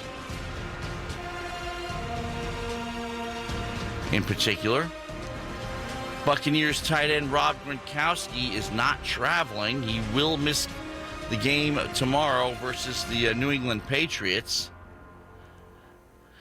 And that is because of a rib injury. He had been considered unlikely, but he was listed as doubtful and did not participate in practice all week, though he was seen at practice Friday during the portion open to the media. Being out means Gronkowski will miss his first matchup against Patriots, with whom he spent 9 seasons from 2010 to 2018. Gronk has been one of the Buccaneers' most potent red zone weapons this season.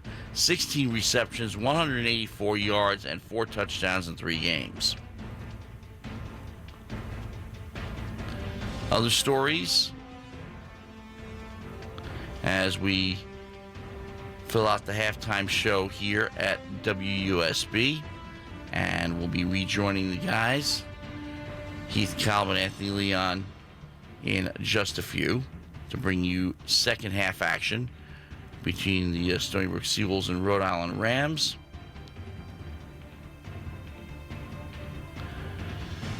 The game scheduled for later on, Georgia quarterback JT Daniels will not start against number 8 Arkansas. Their starting quarterback, KJ Jefferson, will play after being a game-time decision with a posterior cruciate ligament sprain in his left knee.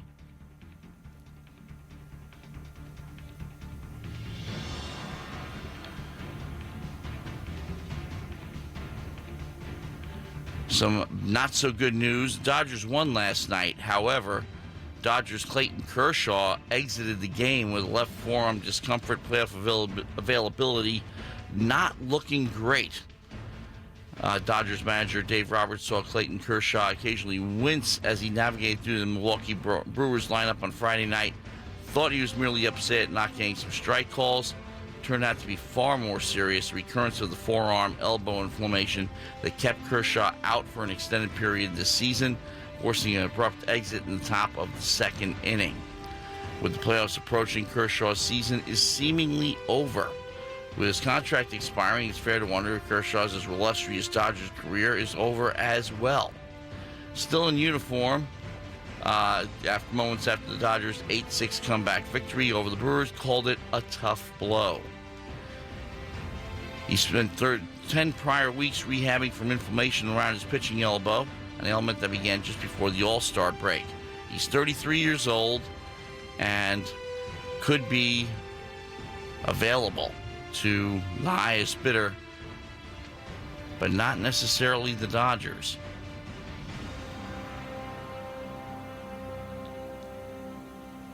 So, what I normally do, and we played a lot of promos just before the game started, but we like to remind our listeners of all the wonderful things you can hear on WUSB on a 24-hour basis. But so here we go with one of them.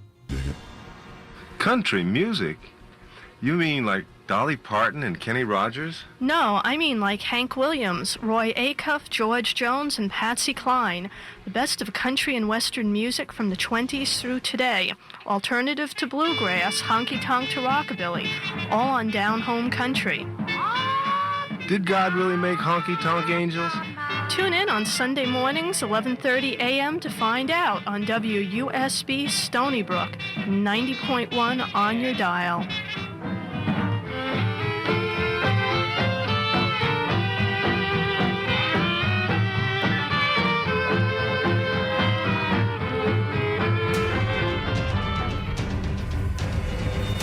Okay, folks, time for second half action. Heath, Kalb, and Anthony Leon bringing it all to you as we hand it off to the Seawolves and the Rams. Guys, all yours. Thank you, Matt. And here with Anthony Leon, we are at halftime in South Kingston, Rhode Island for the Stony Brook versus Rhode Island football game. And it's been a good one so far, and it's been a tale of two first quarters in the first half so far. Stony Brook really dominated the pace of play and with the running attack and defense. In the first quarter, they went up 7-0. But it was a different story in the second quarter where Rhode Island went up 10-7 with 10 unanswered. And they really dominated on the rushing attack themselves with Antrim with 87 yards and Hill with a 40-yard rush. He's up to 47 yards rushing. And even though the passing attack for Rhode Island hasn't really gotten there, they have dominated this game since the end of the first quarter. They're now up to 197 total yards and 152 of them being rushing. So it's been a good one, and I expect a fun second half. Stony Brook will get the ball first because they kicked off to start the game. So it's going to be a good one, Anthony. What are you looking forward to seeing here? Yeah, in this second half, I think, honestly, just between Justice Antrim and Tyson Lawton, who ultimately gets the last laugh in this one. Both of them have been absolutely sensational on the ground. Tyson Lawton with 84 yards and a touchdown. Justice Antrim with 87 yards and a touchdown. So almost identical stat lines. Ultimately, for Rhode Island, they just need to continue riding that momentum that they were able to get in that second quarter. With the field goal drive to end the half, it was all set up by that penalty by Randy Pringle on the special teams play, which ultimately let them take the lead here to end that first half. And if you're Stony Brook, honestly, just keeping the ball on the ground, just riding Tyson Lawton and Stephen Niquette those backs. And for Tykel Fields, I need to see more quarterback keepers from him. He only had one rushing attempt for -5 yards in that first half. And especially when you have a guy like Tyson Lawton having his game and pretty much having whatever he wants, Rhode Island's going to end up converging on Tyson Lawton one of these plays. And we've been talking about it in the first half. If Tykel Fields can keep it one of these plays and take a huge gain, I think that'll ultimately give Stony Brook back the momentum. As we mentioned with Kasim Hill, pretty much a similar design. He kept it, ran it for 40 yards. Stony Brook kind of needs a similar play. Yeah, if there's a few things that Stony Brook needs to get better at so far in the second half, it's stopping the run of the Rhode Island Rams. It's getting rid of those penalties where Stony Brook already has 7 for 46 yards. It's Tykel Fields running the ball because he's maybe our second best runner on the team after Tyson Lawson. But most importantly, you got to take care of this football because Tykel Fields, he's the one who threw the interception which set up the touchdown drive from Rhode Island. And without that interception, if that's a good ball to Newton down the field, this could be a completely different ball game with a different score here. So 10-7, you're happy you're still in this ball game for Stony Brook, coming in as the underdog on the road, and you want to keep that undefeated record against the Rhode Island Rams in your history, because that's something you want to keep up. You're 7-0 against them since 2013 when they first played, and 4-0 in Rhode Island. So it's going to be a fun thing to watch, as it is still halftime here in Rhode Island, but the teams are getting ready to go out onto the field. It will be a great second half, I think, for sure, especially when you're only down 3 points if you are Stony Brook.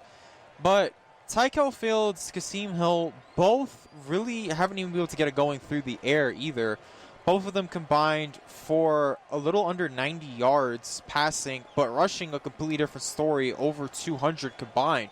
So, honestly, I think the rushing game is going to be there. I don't think either team, regardless of whatever defensive adjustments they made going into the second half, I don't think either team is going to be able to stop the run. So I think whoever can get their aerial attack going first will definitely be key. But as you mentioned with Kalb Fields, Stony Brook pretty much had all the momentum in that first quarter. Just a bad throw by Kalb Fields leading to that interception by Jordan Jones. And in every game this year, if Kalb Fields has thrown at least one interception, Stony Brook has lost the game.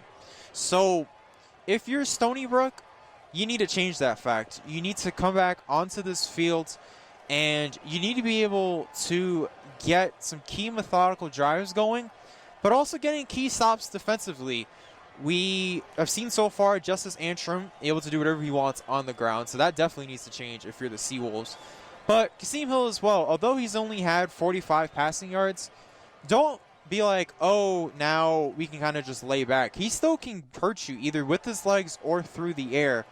And although Isaiah Frimpong for Rhode Island has really been the only notable receiver for the Rams, they can hit up a lot of other guys too. In their game against Brown, the way that they won that game was reaching to all these other different receivers, right? You have Caleb Warren. He had 5 receptions for 105 yards and a touchdown in that game. You have Paul Woods. He had the 1 reception for 3 yards so far in this game. But so far in this one, if you're Stony Brook, just be careful not to get too complacent defensively. And I think if they're able to get some key stops here defensively, they can easily come back in this game. They've still held Rhode Island to 2 for 8 from third downs. I mean, let's not forget that first quarter, Rhode Island couldn't get anything going. And if Stony Brook could replicate something similar to that in the second half, Stony Brook should win this ball game, because they were truly dominant in that first half, and they have the ability, they have the talent to do that. I understand that Rhode Island's coming off a week of rest, and Stony Brook's coming off a few weeks against a couple good teams, one of them being the 4th-ranked team in the country at the time of playing them. So Stony Brook could do this. In the second half, will be interesting to see how they come out in this first drive on offense, if they'll be able to keep up the running game with Lawton. He was up around 10 yards a carry at the end of the first. He's now at 7 yards a carry. But when you look at this game, the just based on statistics alone, it's been a very even first half. Both teams have 10 first downs. Both teams with averaging 5 yards a play. And it's going to come down to who makes less mistakes, who gets less penalties, and which running back prevails and keeps this up. Because if both running backs keep it up, this is going to be an interesting finish. Definitely. And this is kind of where the crowd in Rhode Island might have a huge play here for the Rams. Reason being, you're at home, you have all the momentum. Mind you, Stony Brook, their only win this year was against Colgate on the road. So it's not like Stony Brook sucks as a road team. The other loss on the road obviously being against the number 4 ranked team in the country in Oregon, which no one expected them to win that game in any way, shape, or form. So if you're the Rams, honestly, just trying to get that key drive early, I think if they're able to score on their first drive to start this third quarter, that might honestly blow the game open for Stony Brook. So if you are the Seawolves, for this first drive for Rhode Island, just being able to hold them to some key stops. I think if they're able to do that, they should be able to try to change the momentum to their side. Mm-hmm. Yeah, it's gonna be a big first drive as Rhode Island sets to kick this ball off to set off the second half here in a beautiful day in Rhode Island as C.J. Carrick kicks off, and it is caught at the 7-yard line by Sean Harris Jr., and he returns it with a nice return to the 36-yard line. And that's a 29-yard return. Great return there by Sean Harris Jr. Obviously, last week against Fordham, he had that fumble on the first play of the game. This time around, able to get a huge return here for about 29 yards. So, great bounce back for him in the special teams game, but we need to see him offensively. Obviously, we know he's a speedy receiver. I think if they're able to get him deep on one of these plays, that might honestly help Stony Brook's cause. Yeah, look for one of these RPO plays where Fields fakes the handoff to Lawton and throws it to Sean Harris Jr. on a crossing route, because those plays have worked, as the ball is given to Lawton up the middle, and he runs it for about 15 yards with a big hole. A nice strong run already into Rhode Island territory, one play into the second half. That is a 13-yard run to the Stony Brook 49, tackled by Henry Yiannopoulos. Two things with that play. You had Sean Harris going to that right side. That drew some defensive eyes, but also that offensive line did a great job of just giving Tyson Lawton a huge hole up the middle. So, again, Stony Brook relying on this run game to get it going offensively.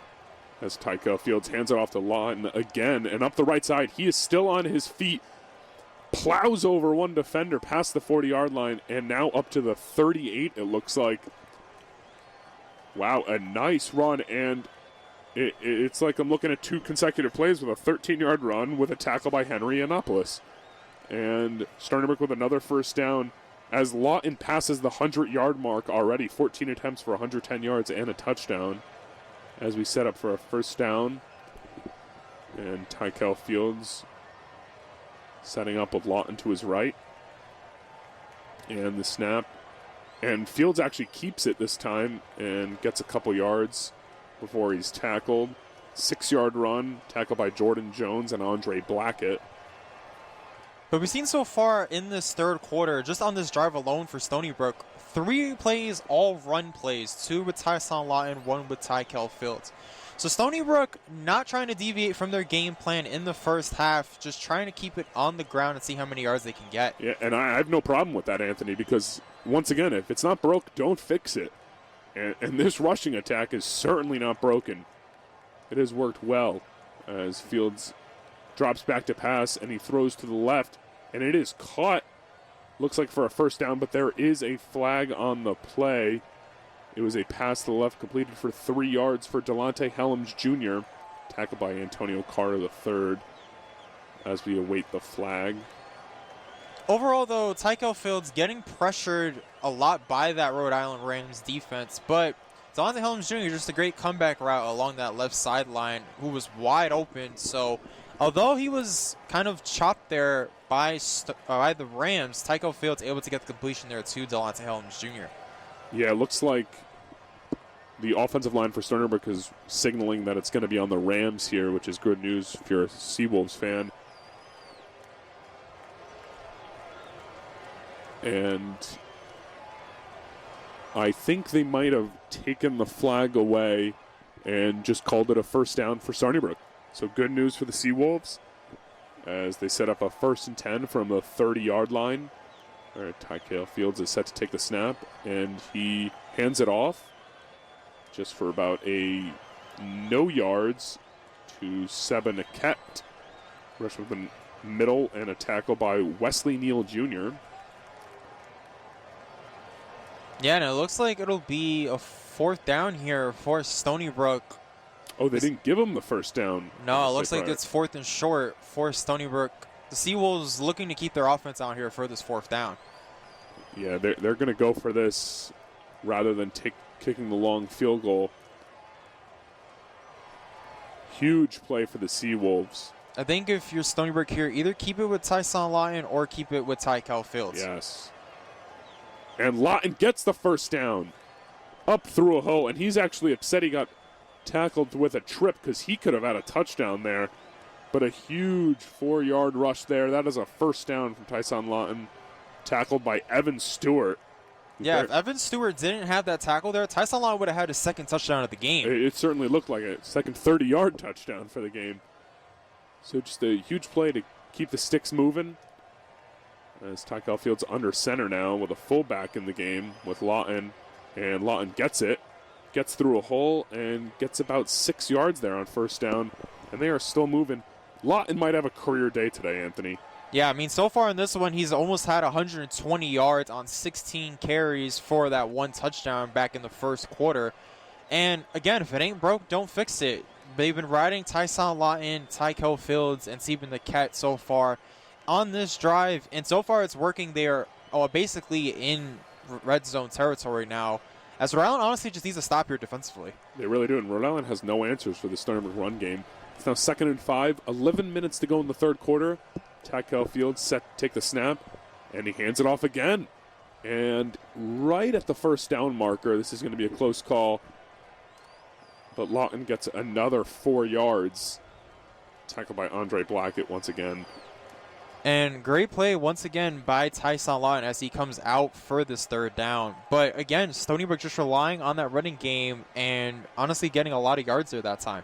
It's just very important for the Stony Brook offense to keep getting these third and shorts, because when you're able to rush the ball this effectively, it just makes it so much easier on your offense. As Fields under center takes it and a run, and they get another first down.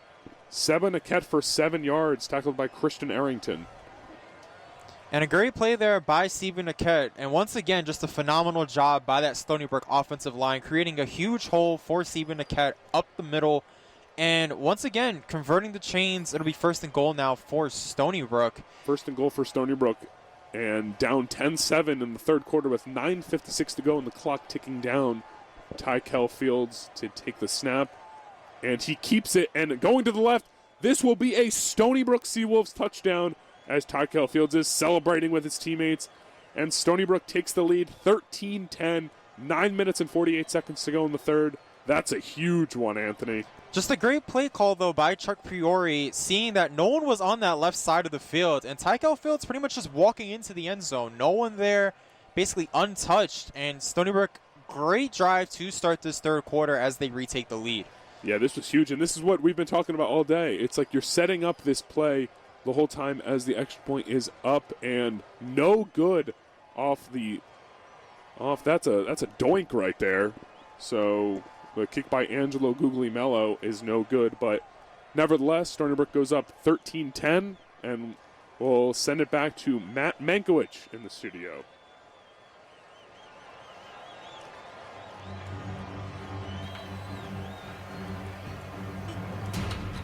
And back in the studios at WUSB, quick update from Yankee Stadium. Yankees got a run back in the bottom half of the first inning, and we're in the top of the second right now. That's where we stand. 3-1, Rays lead. 3-run home run put the Rays on the board, and the Yankees answered. Jordan Montgomery still on the mound for the Yankees, and just gave up a 2-out walk to Francisco Mejia. So he's got a man on facing Randy Rosarina, going back up to the top of the order. Also, of course, we are checking up on what's coming up later on in the CAA, and we are actually not too far away from having another CAA game to monitor. In particular, Elon and Richmond, that's a 2 o'clock start, 3 o'clock for Albany and Delaware, James Madison and New Hampshire at 3:30. Let's send it back. Thank you, Matt. And Stony Brook set to kick off to the 21st ranked Rhode Island Rams. Stony Brook up 13-10 on the road in Rhode Island after a Tykel Fields rushing touchdown for 9 yards. And Stony Brook now has 154 rushing yards to Rhode Island's 152. Anthony, it's impressive what we've seen on the ground from both teams so far today.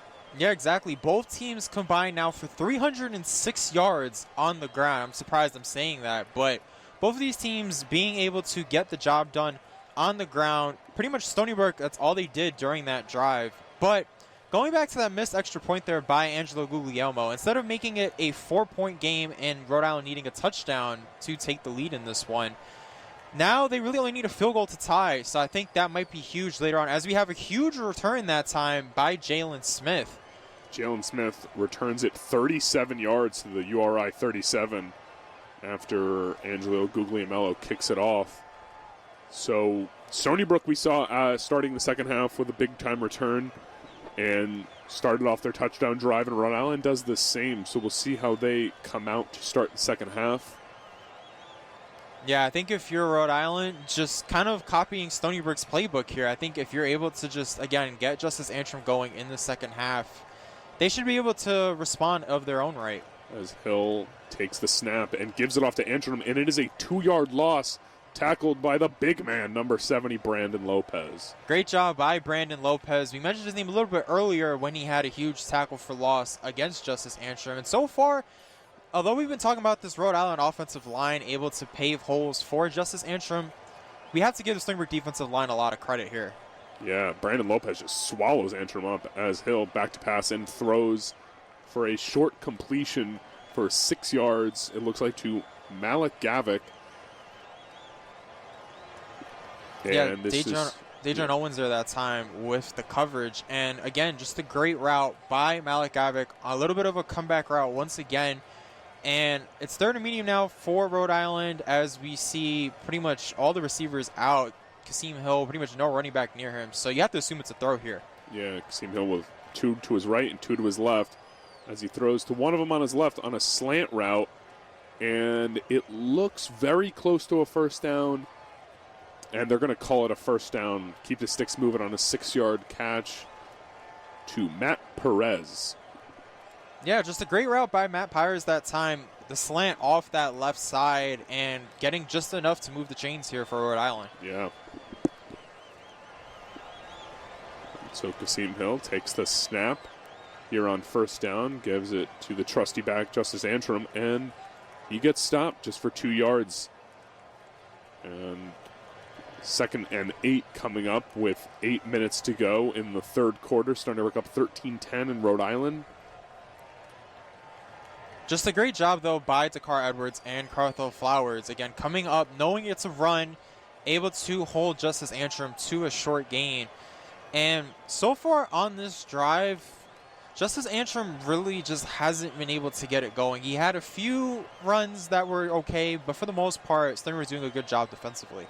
And as Kasim Hill takes the snap and he drops back to pass, incomplete, looked like it was tipped at the line maybe by Brandon Lopez there, wagging his finger in the face of quarterback Kasim Hill and setting up a 3rd and 7 with 7 minutes and 34 seconds to go. Big play coming up here. Yeah, just a great tip at the line of scrimmage that time by the Seawolves. Carthel Flowers in coverage that time. And honestly, I think even if he completed it, I don't really know how good it would have been. He was double covered as he sends the running back out to his right. Yeah, sends the running back out to the right. And Kasim Hill, it looks like a screen pass, number 84. And he is going up the sideline. He has blockers ahead of him. But he is tackled right there. But a 23-yard catch by Ivory Frimpong. Caught at the SBU 49 and advanced to the 27-yard line. Tackled by Khalik Jacobs-Cato. And it is a first down for Rhode Island. Huge play right there. And just again, a great design by Rhode Island, setting up a wide receiver screen that time as Stony Brook sent the blitz on 3rd down. The best way to combat the blitz is a good screen, and Rhode Island able to convert the chains. Yeah, Kasim Hill able to get it out just before the defenders got to him as Kasim Hill sends it out to the right to a 6-yard catch for the tight end, Caleb Warren. So now we got a 2nd and 4 coming up, and then Rhode Island is driving. They're coming back, and it's with the passing game, actually. So Stony Brook keeps it simple. They keep running in the second half just like they did in the first half, but Rhode Island switches it up. Looks like they're having more success passing it right now. Kasim Hill takes the snap, and he keeps it and gets tackled for a little run for 1 yard. Another tackle by Tyler King, who's having a nice day. We keep calling his name. Setting up a 3rd and 3. Yeah, great job by Tyler King, knowing that the quarterback was going to keep it and able to hold him to a 1-yard gain. As we have a crucial 3rd down here for Rhode Island, looking to possibly tie or even go ahead in this ball game. As Kasim Hill looking to the sideline for the play call as the 6-minute mark goes past here in the third quarter. Yeah, Stony Brook stacking the line here for this 3rd down. And Stony Brook comes with the blitz. Kasim Hill goes deep towards the end zone, but passes too deep. And pass was intended for Ivory Frimpong, who had that long catch before. Sets up a 4th and 2 and a big decision here. Does Rhode Island look to tie it up 13-13, or do they go for it? And it looks like they're going for a field goal. Yeah, Stony Brook stacking the line that time. Kasim Hill sees it, decides to take his one-on-one shot with Ivory Frimpong, but just overthrew him a little bit that time. Great coverage, though, by Carthel Flowers, able to force the key stop here as now Rhode Island looking to tie this game up. So C.J. Carrick for 37 yards, and it is no good. Wide right. Stony Brook keeps the lead, 13-10. But there is a flag down, though, on this play. And this is a killer for Stony Brook. It looks like a 5-yard penalty, and because of the yardage, it was 4th and 2. That's an automatic first down. Boy, that's going to hurt if you're the Seawolves, and I'm sure Chuck Brewery is fuming. Yeah, offsides by Mackay Smith. Just try to jump the snap a little too early this time, and it kills them because C.J. Carrick, number 1, didn't make the field goal. And this is now the 8th penalty for Stony Brook in this game. So you think you might hold Rhode Island to a field goal, leave it at a tie game, but now Rhode Island with the new set of downs. And this is just one of those plays that's going to come back to haunt you. The 8th penalty of the game for the Seawolves as they hand it off to, looks like Justice Antrim for 1 yard. So a nice defensive play here, but God, that's got to be demoralizing for the Stony Brook defense. Yeah, Mackay Smith with a huge penalty for Stony Brook. The stop made that time by Brandon Lopez. But once again, just the penalties, once you think Stony Brook has momentum, it kind of kills them in the end. So Kasim Hill set back on 2nd 11, fakes the run, throws it with defenders up in his face, and it is incomplete for Ivory Frimpong once again in the end zone. They really look for him when it gets here because he's a big target with great hands who already has 4 catches for 61 yards. And there is a flag on the play on Rhode Island, so we'll see if that is accepted by Stony Brook or not. Yeah, it looks like they had an ineligible member of the offense down the field. But Stony Brook is going to decline and take the 3rd and 11 instead of the 2nd and 16, which personally I agree with, Anthony. I think you have a better chance getting a stop here on 3rd and 11 than 2nd and 16. But on this 3rd down, though, if you're Stony Brook, I think you need to watch 2 things. 1, the quarterback keeper with Kasim Hill, but also 2, him looking for Ivory Frimpong. He was the intended receiver on the previous play, and so far he's had 61 receiving yards on the day. So as Kasim Hill sets back to pass, he's looking towards his left, looking for Matt Pires in the end zone. He is open, diving, and misses the catch. Oh, that was close, and Stony Brook dodges a bullet. And on 4th 11, Stony Brook gets another stop. So Rhode Island will look to kick another field goal. Yeah, just a great route. Beat the defensive back that time. But Matt Pires just a difficult catch to make along that left touchdown mark. And just a bit overthrown that time by Kasim Hill. So Rhode Island forced once again to attempt a field goal.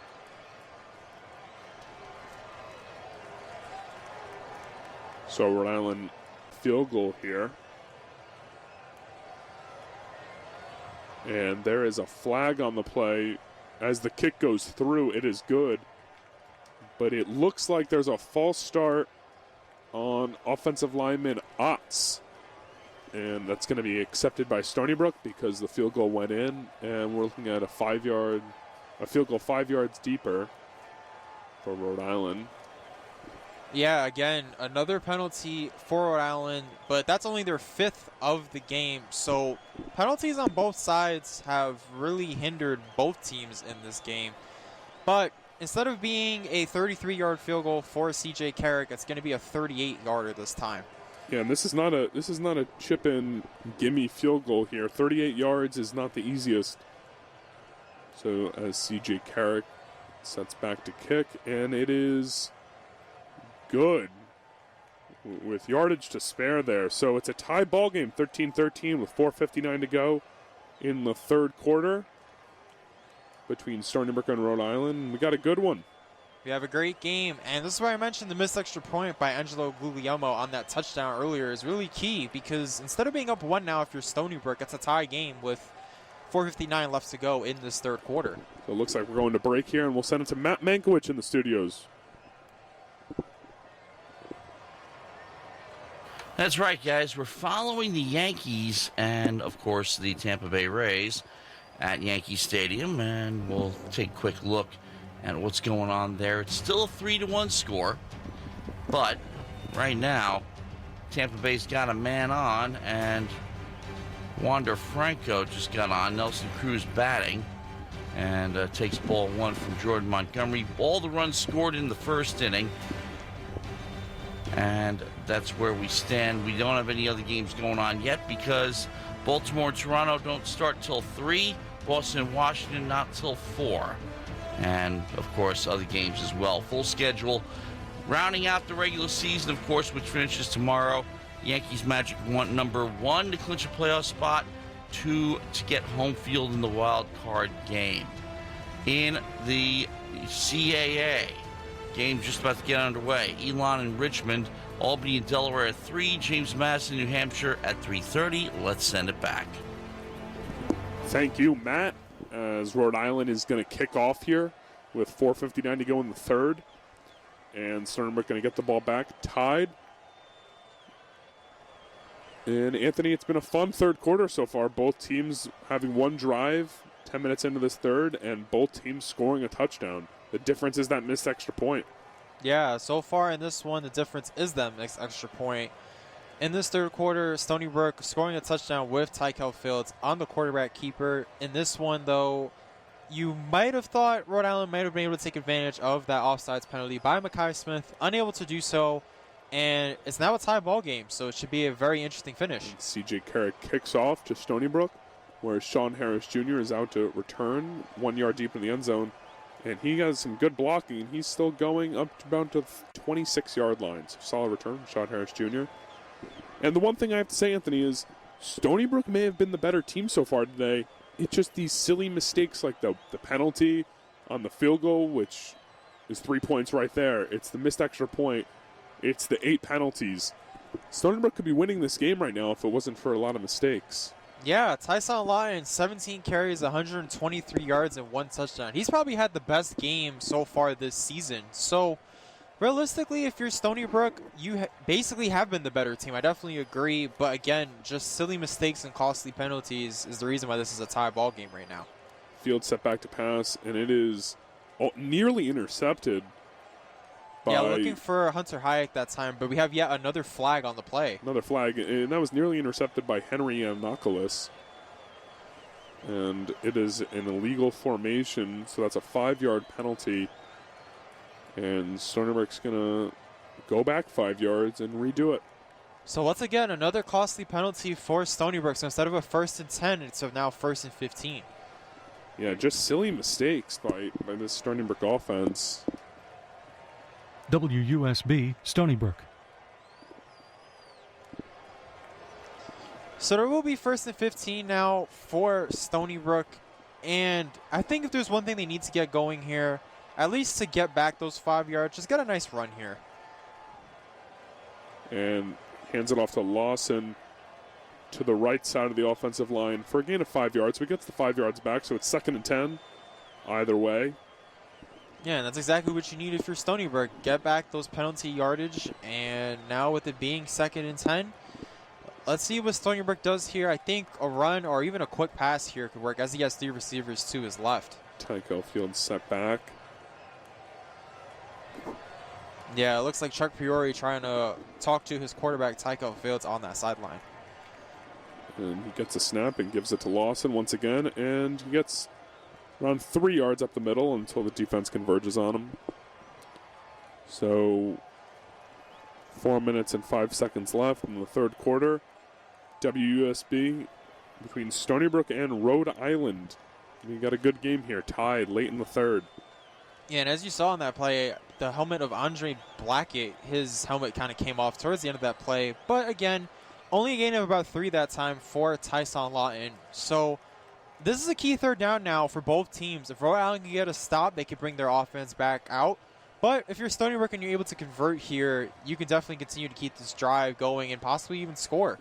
Yeah, in 3rd and 7, it's conventional pass play, but I wouldn't be surprised if they run it as Tyco Fields sets back to pass, and he throws it deep for Newton, and it off the fingertips of Newton. That should have been a completion for about 40 yards, and Newton misses it. Khalil Newton would have been at the Rhode Island 30.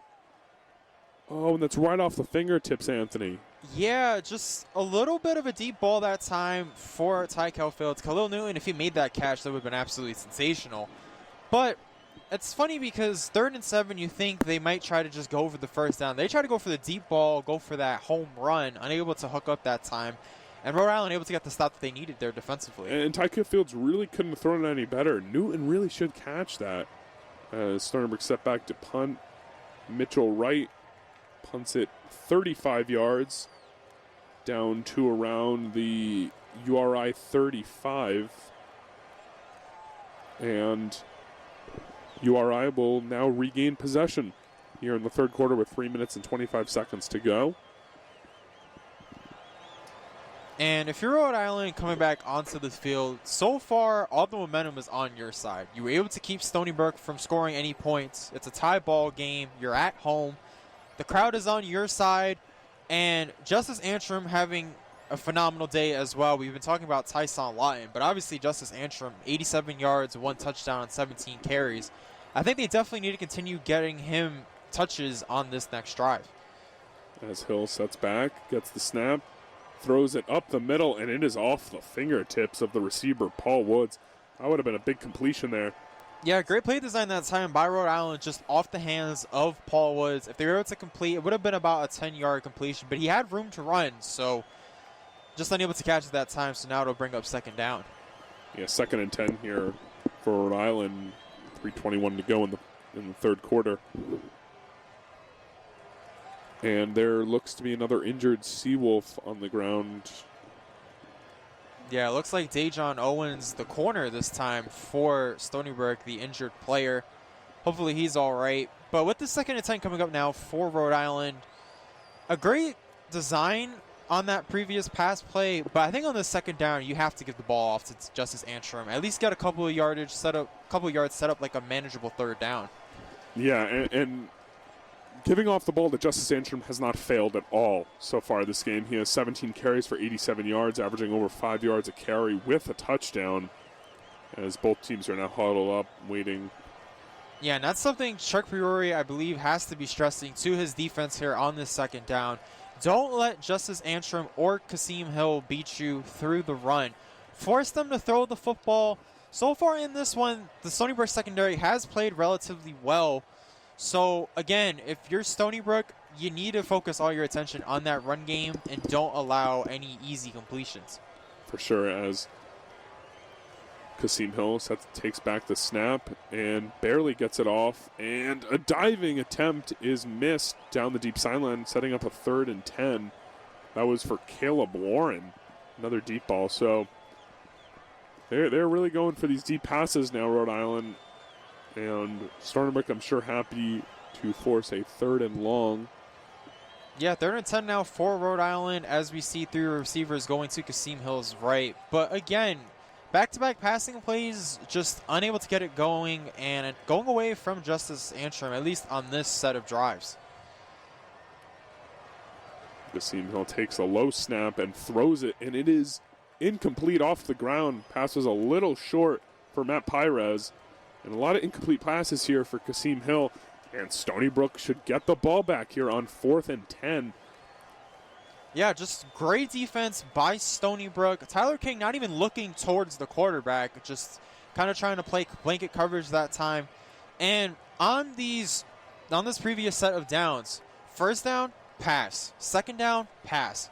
3rd down, yet another pass. So on this previous set of plays, they did not go to the run game whatsoever, and as a result now it's 4th and 10.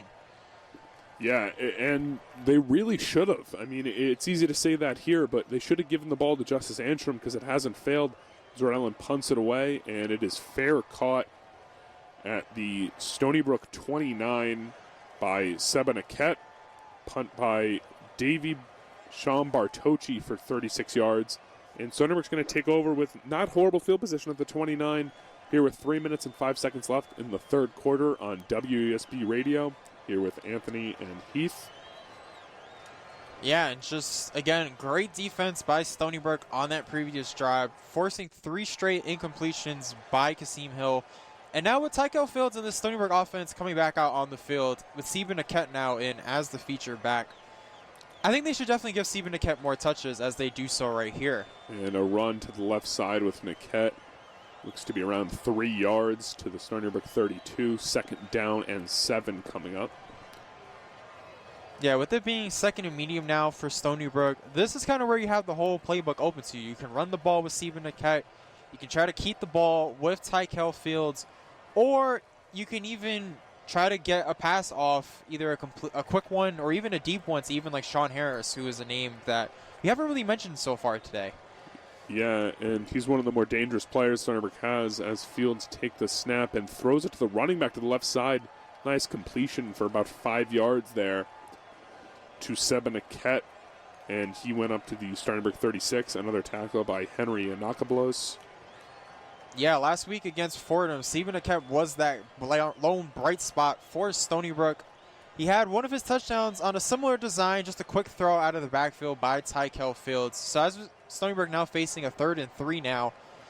Honestly, again, I think if you have Tyson Lawton in the game, just hand it off to him, see if you can get those yardage. That's what you should do, but Fields takes a snap and he's looking for a pass, and he's an open receiver for Hunter Hayek, and it is incomplete. Just the pass was a little too much to the outside, would have been a first down conversion. And this is a 4th and 3, and Rhode Island will get the ball back as Stony Brook sets to punt.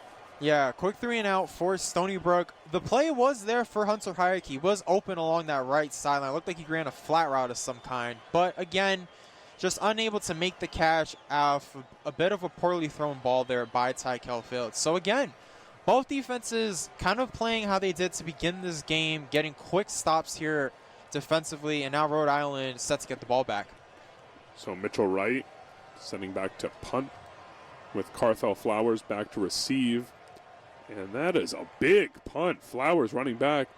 That is still bouncing around the 5-yard line, and it is touched by a Stony Brook player. 58-yard punt down at the 6. What a punt. Mitchell Wright is getting congratulated by his teammates here. What a fantastic punt by Mitchell Wright, and that's honestly a puncher's dream, being able to pin it within that 5-yard line. And they were able to do it, kind of pinning Rhode Island at about their own 6-yard line, it looked like. So for Rhode Island, they start this game, or they start this drive deep in their own territory, and honestly, deep in your own territory, I feel like they have to hand it off to Justice Antrim here. At least try to get out of that 10-yard line spot and try to get this drive going. And Kasim Hill takes the snap, gives it to Antrim. He has a hole up the middle and gets tackled for an 8-yard gain. So he makes the field position a little more favorable, a little less threatening for Rhode Island. Just a great play there by Rhode Island, handing it off to Justice Antrim right up the middle. And with it being second and short, I feel like they have to hand it off again. And they do. Back to Antrim, but he is tackled quickly for no gain. Tackled by Ryan Lopez, so we're still at the Rhode Island 14, setting up a 3rd and 2. Great play there by Ryan Lopez and the Stony Brook defensive line, able to converge Justice Antrim that time. And with it being 3rd and short now, let's see what Rhode Island does here on this play. So Kasim Hill set back on 3rd and 2 or 3rd and 3, depending on where you spot it. And pass to the left, and it gets the first down with a catch by Matt Pires, just a screen pass. And he advanced to the Rhode Island 20-yard line. And interesting enough, Anthony, Stony Brook has 31 rushes for 165 yards. Rhode Island has 31 rushes for 161 yards. So very similar game so far by the two rushing attacks. As they give it to Justice Antrim, who runs it up the middle for a gain of 3 yards. Yeah, and it looks like that'll bring up the end of the third quarter. But going back to that 3rd down play really quickly, it looked like no Stony Brook defender was near Matt Pires that entire play, and able just a quick completion there by Kasim Hill, able to move the chains here. Yeah, Stony Brook should have had a corner up on him on the 3rd and short. As the third quarter time clock runs out on a 2nd and 7, Stony Brook 13, Rhode Island 13. In Rhode Island on WUSB Radio, we're going to send it over to Matt Mankiewicz between the third and fourth quarters to hear about some other games. Okay, guys, and that's exactly what we're going to do. Matt Mankiewicz in the studios at WSB along with the guys. And the first thing we're checking up on is, oh boy, this is not looking good for the New York Yankees. We are in the top of the third inning. Jordan Montgomery is getting shelled as Brandon Lowe homers for the second time today on a line drive and a 3-run shot, and Mike Zunino right behind him. Solo shot, 7-1. The Rays lead the Yankees. Now, remember, too, that Baltimore and Toronto are playing at 3:07, Boston and Washington 4:05, and the Yankees could theoretically back in. Or are you really depending on Baltimore or Washington to win? This is not looking good. Okay, Colonial Athletic Association. There is one game going on right now, and with 10:27 left in the first, Elon Richmond, no score as of yet. 3 p.m. Albany in Delaware, 3:30 James Madison in New Hampshire. Let's send it back. Thank you, Matt. That Yankee score is unfortunate for myself and many other fans here in the New York region, as we're set for a fun fourth quarter tied between Stony Brook and the 21st ranked CAA team in the country. And fourth quarter about to get going soon. Anthony, what are you looking forward to this fourth quarter? Honestly, just trying to see who has enough gas left in the tank to finish this game.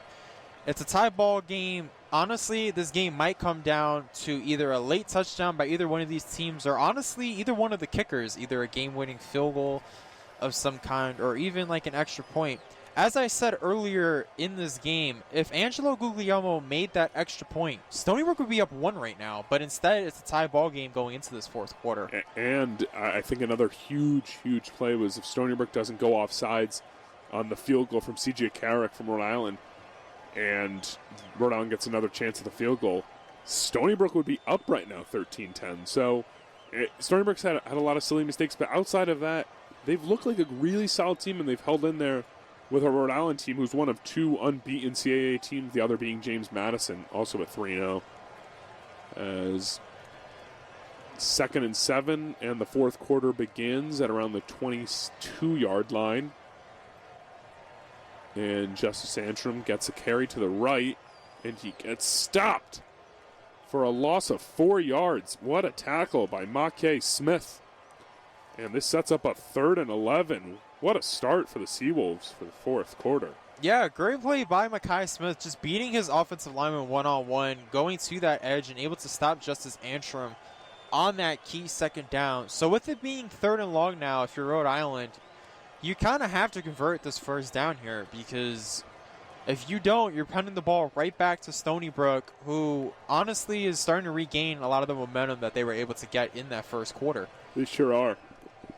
And Kasim Hill with 2 receivers to his left, 1 to his right, and the running back next to him gets the snap, throws it deep, and he has a receiver wide open. And that is a completed catch, 28 yards to Kalb Warren to the URI 47. And that is a first down, and that is a killer for the Seawolves defense. Looked like a wheel route of sorts to Kalb Warren, and he was just wide open. Yeah, it looked like none of the Stony Brook defenders were able to catch up to Kalb Warren. So, as I mentioned last week, he led the team in receiving yards. He had 5 receptions for 105 yards and that 1 touchdown against Brown. So, Kalb Warren, we haven't mentioned his name that much. Only 2 receptions on the day for 34 yards. But when it comes to that key 3rd down, he's definitely a guy that Stony Brook needs to look out for. Yeah, and it looks like right now they're going to check if he was in bounds, because he definitely got his 2nd foot out of bounds. So it's a matter as if he got that 1st foot in bounds. So that's what they're going to be checking. But from my vantage point, the first time I saw that, it looked like he was in bounds, and it looks like it's a clean 28-yard catch for Warren. Yeah, it looks like, as we're looking at the replay once again, he needs to make sure he's able to get both feet down. So he's able to get that left foot down, but that right foot looks like it's very close, but Well, I mean, he only needs to get 1 foot down inbounds, so I think the matter is, did he have possession while his left foot was still down? Because we know the right foot was out of bounds after he caught it. But yeah, I think it looks like he did, at least with that left foot down. So I think they will keep the ruling as it is, but let's see what the referees have to say here. If this pass is called a completed catch, Kasim Hill will go over 100 passing yards on the day. He also has 48 rushing yards with that one huge 40-yard rush coming in the second quarter.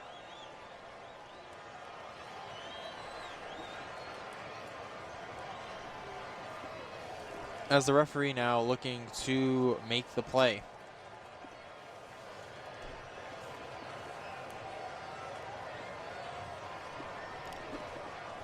And it looks like the play will stand as a catch. Good catch by Kalb Warren. And that's going to be a haunted play for Stony Brook defense. Stony Brook only has 45 passing yards on the game compared to Rhode Island's 120 as Kasim Hill takes the snap.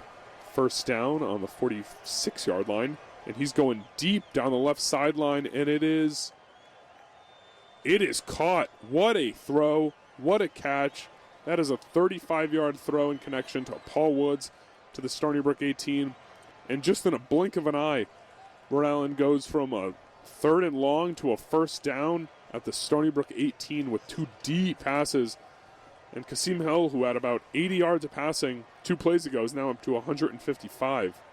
As he now throws to the left and another completion, but it is bobbled and now downed by Paul Woods, so a 0-yard catch. And setting up a 2nd and 10 now at the Stony Brook 18 once again. Yeah, and going back to those 2 big plays, one to Kalb Warren, one to Paul Woods. Stony Brook, we haven't really mentioned the deep passing game because Kasim Hill just hasn't really been that great today, at least through the air. But those 2 plays definitely showed that after 2 big plays, Rhode Island's already in the red zone. Kasim Hill sets back on 2nd and 10. And he has a receiver wide open, but he missed him. Just a little bit behind Matt Pires. If you caught him in stride, that's probably a touchdown. And it is now setting up a 3rd and long.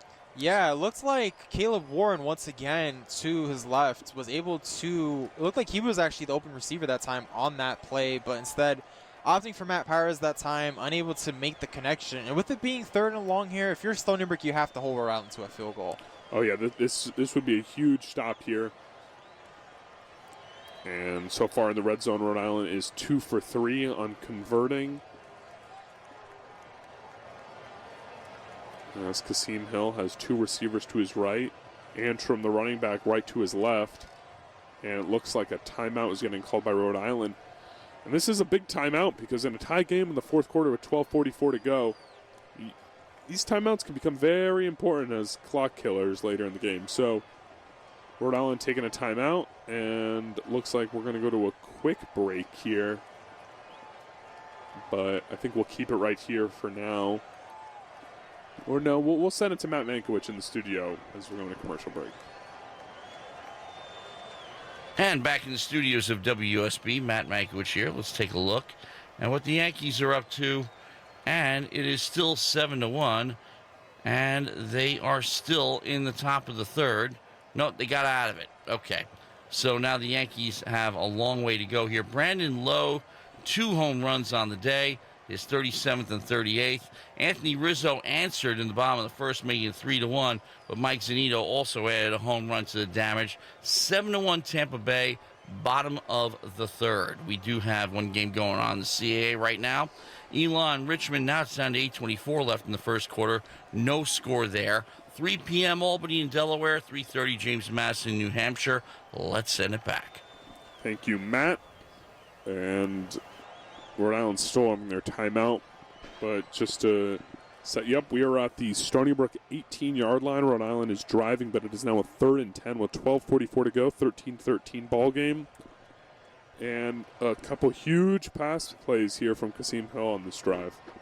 Yeah, the 2 big plays, one to Paul Woods and the other one to Kalb Warren, really is what set up this drive, setting up Rhode Island in the red zone. But with it being 3rd and long now for Rhode Island, I think Kasim Hill You either got to try to fool the Stony Brook defense with some kind of trick play once again, or honestly, you just need to be able to find someone open, as it looks like no one is covering Matt Pyers, it looks like, on that right side. And one receiver to his left, one to his right, with Antrim to his right. And Kasim Hill is looking downfield as Stony Brook defenders, and he gets out of it, but he can only get about a 5-yard run for Kasim Hill. And it actually ends up only being 2 yards. And Stony Brook forces a 4th down, and it's going to be another field goal attempt from C.J. Carrick, most likely, unless is there a flag on the play? Yeah, it looks like the referees are talking about it now, and there is yet another flag on this play. Let's see who it's on. The Seawolves can't keep doing this to themselves. Let's see if it's against Stony Brook or against Rhode Island. It's a holding penalty on Pringle, and that's an automatic 1st down, and it's going to be half the yards to the goal line, which is going to end up being an 8-yard penalty. Oh, that is a killer for the Seawolves defense. Yeah, instead of now having Rhode Island settle for a field goal here, it's now 1st and goal for the Rams. So yet, with Stony Brook having now its 10th penalty of this game, honestly, Stony Brook has honestly just been messing up with themselves, because if they were able to keep them off the field, they were able to hold Rhode Island to a field goal attempt. But with 1st and goal now, let's see what the Rams do here offensively. Kasim Hill takes a snap, and it's a quarterback run, and he goes to the right, and he has space, and that is a touchdown. Boy, is that a killer for the Stony Brook Seawolves. Rhode Island now leads 19-13, 11:58 to go in the 4th. Oh, you don't like to see it if you're a Seawolves fan. And overall, just a great design by this Rams offense. Kasim Hill on the keeper. Seeing that right side was wide open. Great hold there by their offensive line. And Kasim Hill, we haven't really talked about him in the running game. Reason being, Justice Antrim has had an absolutely phenomenal game. And with him now getting that rushing touchdown, Rhode Island now able to extend this lead to a touchdown game. And the extra point by C.J. Carrick is good. And as we saw in that touchdown run, it was actually Justice Antrim who was the lead blocker for Kasim Hill on that touchdown run. So now both quarterbacks have a touchdown run to their name today. And all the other touchdowns coming from rushing touchdowns. So it's now 20-13 Rhode Island, 11:58 to go in the 4th. Stony Brook needs to put together a drive here. Let's see if we see a lot more of Tyson Lawton. Yeah, Tyson Lawton is definitely going to be huge on this next drive. This is, so far in his career, his highest attempt, at least in terms of rushing yards, was 124 against New Hampshire back in 2019. So with 131 yards on the ground today, Tyson Lawton's already had a career day so far. And for Justice Antrim so far this season, this is his 2nd best rushing game on the year. He had 96 yards against Bryant in their Week 1 matchup. So, again, it's been the battle of the running backs, but so far the quarterbacks have really been the main difference in this 4th quarter. And as the kickoff occurs to Harris returns it for a solid return to about the 27-ish yard line for the Stony Brook offense. So with this next drive for Stony Brook, obviously, yes, they need to score, but don't try to get it all in one play. Keep doing what you've been doing. There's still 11:52 left to go in this 4th quarter. You have plenty of time. However, I think whoever has the last drive offensively is who's ultimately going to end up winning this game. You'd have to hope so if you're a Seawolves fan, being down a touchdown now, as Seawolves offense about to start their drive on a 1st and 10. It's actually around the 26-yard line. And it's a handoff to Lawton, and he gets about 4 yards before he is stopped. Yeah, the linebackers, Evan Stewart and Andre Blackett, on the tackle that time. And if you're Stony Brook, that's what you need to do. Just continue pounding the ball. Try to see if you can get another one of those big gains from Tyson Lawton, who's already had 20 attempts for 135 yards and a touchdown. So he's definitely had a phenomenal game in this one. Oh, yeah, he's had an unbelievable showing today. And the stats are only going to keep going up as this game goes on. as Tykel Fields set to take the snap with Lawton to his left. Fields looking to pass, and he has an open receiver, short gain to the right. And that is caught for about 2 yards to Hunter Hayek. Yeah, just great coverage by Henry Yanakopoulos, who is a name we've been mentioning a lot in this one. He's been in a lot of the plays defensively from his secondary post. And with it being 3rd and 4 now for Stony Brook, if you're Rhode Island, if you're able to get a stop here, honestly, that will definitely kind of give their offense yet another chance to try to extend this game. But if you're Stony Brook, you need to convert, although you are 3 of 10 on the game for 3rd down. As Fields looking deep down the field. What a throw. What a catch. That is a deep ball. 36 yards to Delonte Helms Jr. That is a 36-yard catch. It is caught inbounds. Wow, that is huge, Anthony.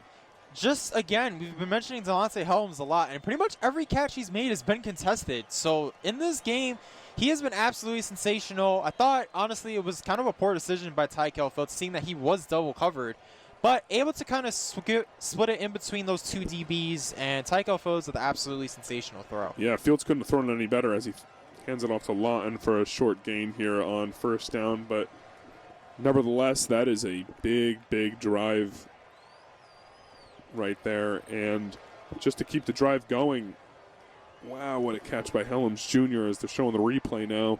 It's a 1-yard gain by Lawton now, up to 136 yards on 21 carries. And so far, Delonte Helms Jr. has just been that receiver in the passing game for Stony Brook. We've been mentioning Tyson Lawton as Stephen Akette now is in the game for Stony Brook. But Delonte Helms Jr. has just been that guy offensively. Fields looking for the end zone. He has an open receiver, and it is tipped at the last second.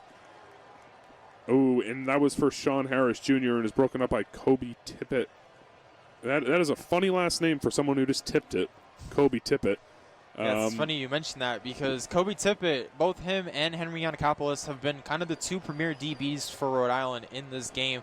I think if Tykel Fields threw it a little deeper towards that sideline boundary in the end zone, I think Sean Harris might have had a chance to catch it. But a little short that time, and overall just a great deflection there by Kobe Tippett. Talented deep ball threat. Sean Harris Jr. only has 1 catch for 11 yards today so far. As a 3rd and 9 is set up, Fields takes the low snap, and he's looking for another deep ball, nearly intercepted, but a flag on the play.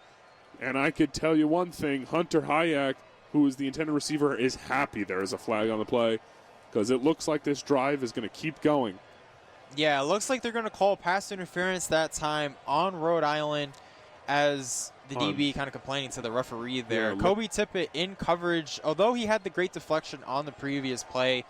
Guilty of the interference that time. He got there a little too early for Hunter Hayek, unable to catch the ball that time. So flag drawn, and Stony Brook, we've been talking about how their penalties have been very killer. This is definitely a killer play for Rhode Island. That was a killer play for Rhode Island, and Stony Brook's alive. 9:14 to go in the game. 20-13 Rhode Island on WUSB, your home for Stony Brook sports, as Tykel Fields takes a snap, gives it to Lawton. He gets a short gain for about 2 or 3 yards. Tackled by Antonio Carter II.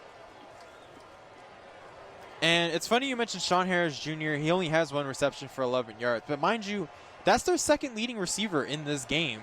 The only real other receiver that came out in this one for Stony Brook is Delonte Helms Jr.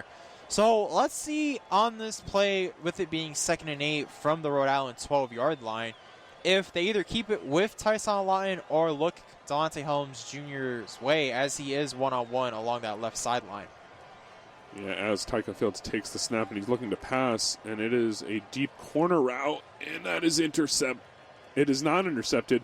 Sean Harris Jr. turned into cornerback on that play, and it is broken up by Jordan Jones, but Stony Brook fortunate that's not intercepted because that looked like it was in Jones's hands. Yeah, if Jordan Jones catches that, that's a 2nd interception of the game. But overall, just great blanket coverage by Jordan Jones, as it looks like he had the ball. It just went through his hands there on the coverage. So instead of it being an interception, lucky break for the Seawolves, as it is now 3rd and 8 from the Rhode Island 12. And Stony Brook's going to take a timeout here and talk this play over on this 3rd and 8.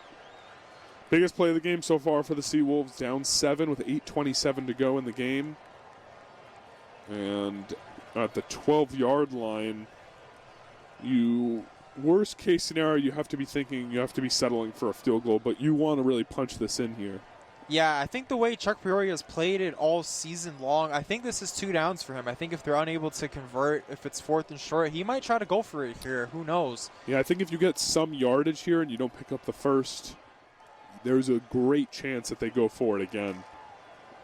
But yeah, with it being 3rd and 8 now for Stony Brook, luckily it did not get picked off by Jordan Jones on that previous play. So I think if you're Kalb Fields and this Stony Brook offense, you have to be looking to throw the ball here. Obviously, you have Tyson Lawton in the backfield for this 3rd down. And honestly, the playbook's kind of open to Stony Brook here. They can run it with Tyson Lawton as Rhode Island is stacking the box here for this 3rd down. And they fake the run, and then they throw it to Lawton, and he nearly gets the 1st down marker. Nice tackle, nice open field tackle right there. Looks like by Jordan Jones, the standout corner for Rhode Island, and is now 4th down, and this is the decision we were talking about. Yeah, great play design by Stony Brook, getting Kalb Fields on the rollout, finding a wide open Tyson Lawton in the flat. But with it being 4th and 3 now for Stony Brook, this is the play of the game right here. 4th and 3 at the URI 8-yard line with 7:55 and ticking down to go in this game. Kalb Fields about to take the snap. 2 receivers to his right, running back to his left, and looks like the same exact play call. Kalb Fields will keep it and get into the end zone. That is a Stony Brook touchdown. It is 20-19, and Kalb Fields with a huge, huge score. Stony Brook only down 1 now. Can't miss this extra point, Anthony. And the thing is, defensively, you saw Rhode Island pretty much stacking the line of scrimmage. So Kalb Fields, he only had the 1 defender to beat when he was unable to bring him down. So Kalb Fields had all green grass in front of him, as it's now a 1-point game now for Stony Brook. So a great play there by Kalb Fields. And Fields, that's his 2nd rushing touchdown of the game, which is huge. And he answers the Kasim Hills rushing touchdown by himself. The extra point is good, thankfully, for the Seawolves. That is huge. So it's now 20-20 with 7:40 to go. Wow, this is a fun one. Yeah, great play, though, by Kalb Fields, juking out the defender that time. And it's because Rhode Island stacked the box that time, thinking maybe it would be a run up the middle with Tyson Lawton, the edges were wide open on that play. So Kalb Fields saw that. He ran to his right, was able to juke that 1 defender in front of him, and able to get in for the tying touchdown here in this 4th quarter. Sure, as we'll send it over to Matt Mankiewicz right now for the quick break. And back in the studios, WUSB from Yankee Stadium. End of 3 now, going into the top of the 4th. Lucas Luque on the mound for the Yankees. Jordan Montgomery getting tagged twice by Brandon Lowe. A pair of 3-run jacks have put the Rays ahead 7-1. Yankees' lone hit so far, Anthony Rizzo's 22nd homer in the 1st inning. Baltimore and Toronto, they get ready at 3 o'clock. Boston and Washington at 4:05. Those are the games that matter most to Yankee fans. Somebody's got to lose for the Yankees to back into a playoff spot, and the Yankees got to win, and somebody's got to lose for them to get home field. But right now, not looking good for the Yanks. Now, CAA, on the other hand, Richmond's on the board. Spiders now lead Elon 7-0 with 3:41 left in the 1st. 3 p.m. kickoff for Albany and Delaware. James Madison, New Hampshire. They kick off at 3:30. Quick look at top 25 when we have a chance. 2nd-ranked Georgia leads 8th-ranked Arkansas 27-0 at the end of 3. 14th-ranked Michigan on the road, leading Wisconsin 20-10 at the end of 3. 12:31 the 3rd. Wake Forest, a 2017 lead over Louisville Demon Deacons, ranked 24th. Number 16, Coastal Carolina. Remember them. UL Monroe just underway. No score. Let's send it back. Thank you, Matt, as Stony Brook is about to kick off to the Rhode Island Rams in a tie ball game with 7:40 to go in the game, and it is caught at the 4-yard line and returned. And this is a long return with blockers ahead, and he's still going on his feet. gets tackled about the 44-yard line. That is Jalen Smith with a 40-yard return to the URI 43, tackled by Jalen Stover. Not a great start for Seawolves here with a 40-yard return, as this Jalen Smith, the standout returner, has had a couple big ones so far today. What are you going to look for this drive, Ant? If you're Rhode Island on this drive, the ball is in your court. It is 2020 in a tie ball game. The way this game has been going, each team has kind of been scoring. As I said earlier, I think whoever has that last touch of the football will win this game. So if you're Rhode Island, just keep the ball in Justice Antrum's hands and try to see if you can win the game that way. And speaking of Justice Antrim, he gets a run to the left side on the first play of the drive for about 4 yards. Tackled by the big man, Brandon Lopez, and Mike Smith. So up to the URI 47. 2nd and 6 coming up with 7:08 left in the game. Just a great play there by Rhode Island, keeping it on the ground with Justice Antrim, able to get 4 yards that time. So again, just keeping it on the ground is what they need to do here. And it is still on the ground. They give it to Antrim and get another couple yards. Nothing too big, though. Only a 2-yard gain. Big tackle by Raiji Demanchi. So it is setting up a big 3rd down. Yeah, and if you're looking at Justice Antrim, who just reached the 100-yard mark on the day, making it his best running game of the season. So career games in this one for Justice Antrim and Tyson Lawton. So for this 3rd down, no running back to Kasim Hill at all. 2 receivers on both sides. Yeah, as Antrim just passed the 100-yard mark for the first time this season. And Kasim Hill steps back and passes with a wide-open receiver. Seawolves can't let that up. That is a 14-yard completion to Ivory Frimpong. And once again, these little about 10-yard and stop routes are working for Rhode Island. And Ivory Frimpong up to now 5 catches for 75 yards. That's a first down to the SBU 37. Yeah, on this 3rd down, Stony Brook kind of went with the soft zone defensively, and just being able to find the hole there was Kasim Hill. And a designed run for Kasim Hill here, and he has some nice blocking. Gets 8 yards, but over-ended. Nice tackle from Seawolves corner here.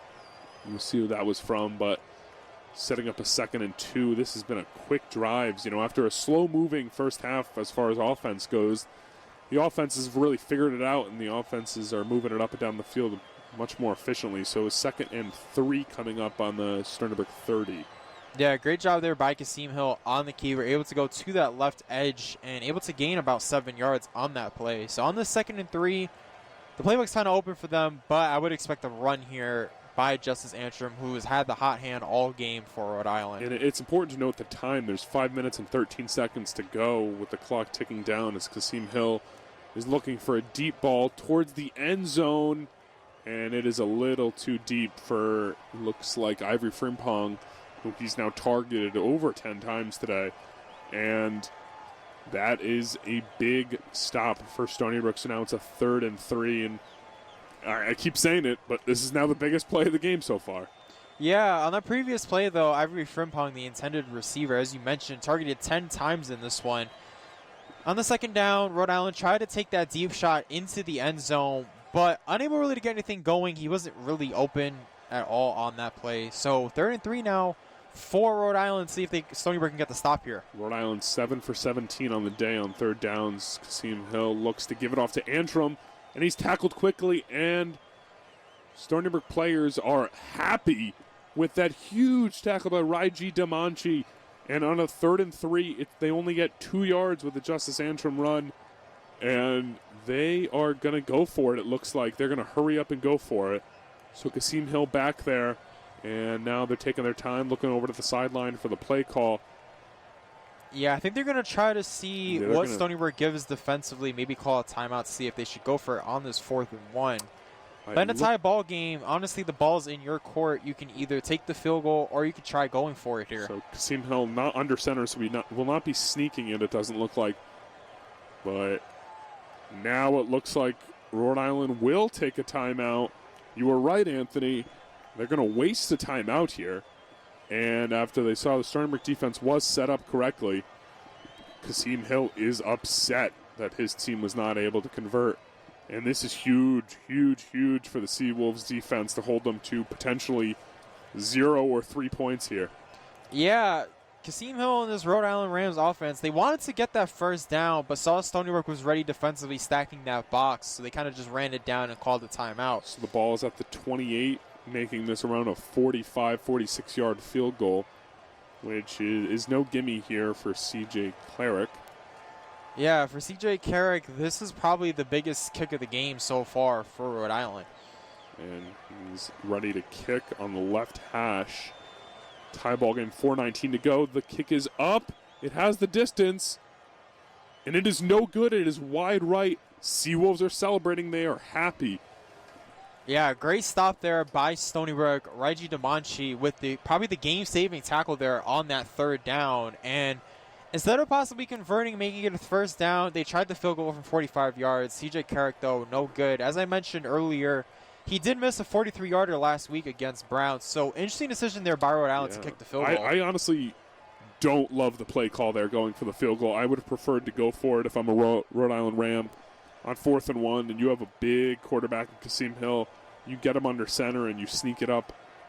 You only need a yard. So, but nevertheless, it's a huge play for the Seawolves. As they get the ball back, Tykel Fields takes the snap, gives it to his trusty running back. Tyson Lawton gets 2 yards to the right as the clock is at 4:04, 4:03, 4:02. And 2nd and 8 coming up as there's now under 4 minutes to go. Rhode Island only has 1 timeout left, by the way, which may come back to haunt them after all this. Yeah, that's what I'm saying. If you're Stony Brook, if you're able to run this clock out and kick the game-winning field goal, I think you have to do that if you're Chuck Peoria in this Stony Brook offense. So Tykel Fields, 2nd and 8, takes a snap. No receiver seems to be open. He is running for his life amongst the trees, and he gets no gain on a 2nd and 8 play. So now setting up a 3rd and 8 on the Stony Brook 30. You really don't want to get a quick 3 and out here, but you're going to need to get a nice pass play here most likely. So bringing in its pass play personnel. Yeah, if you're Rhode Island, it looks like they may try to send a blitz here. So if you're Stony Brook, you got to watch out for that. Make sure you have the necessary blockers to pick up the blitz. But so far, it looks like they're going to only rush about 4. Fields looking deep to the left. He has Harris open, and the ball is just a little deep with 2:54 to go. And tie ball game, 4th and 8. Going to be punting it back to Rhode Island. That is a costly 3 and out there for the Seawolves. Yeah, again, questionable play call, though, from Chuck Priori. I understand if you'd want to do that earlier in the game as a Rhode Island player got injured on that play. It would make sense if you try the deep shot, but with 3rd and 8, knowing the situation of the game of a tie 2020 ball game, you honestly should have just went for the first down, at least try to get that yardage and move the chains. Instead, they tried to go for the deep shot, and it didn't work to Sean Harris Jr. I think what's the more questionable play call is the 2nd down call.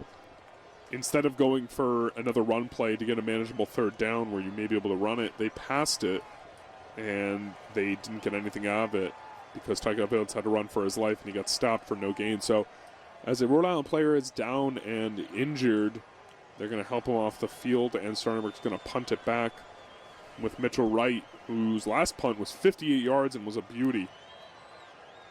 Yeah, it looks like Christian Arrington, the linebacker for Rhode Island, got injured on that play. Hopefully he's okay.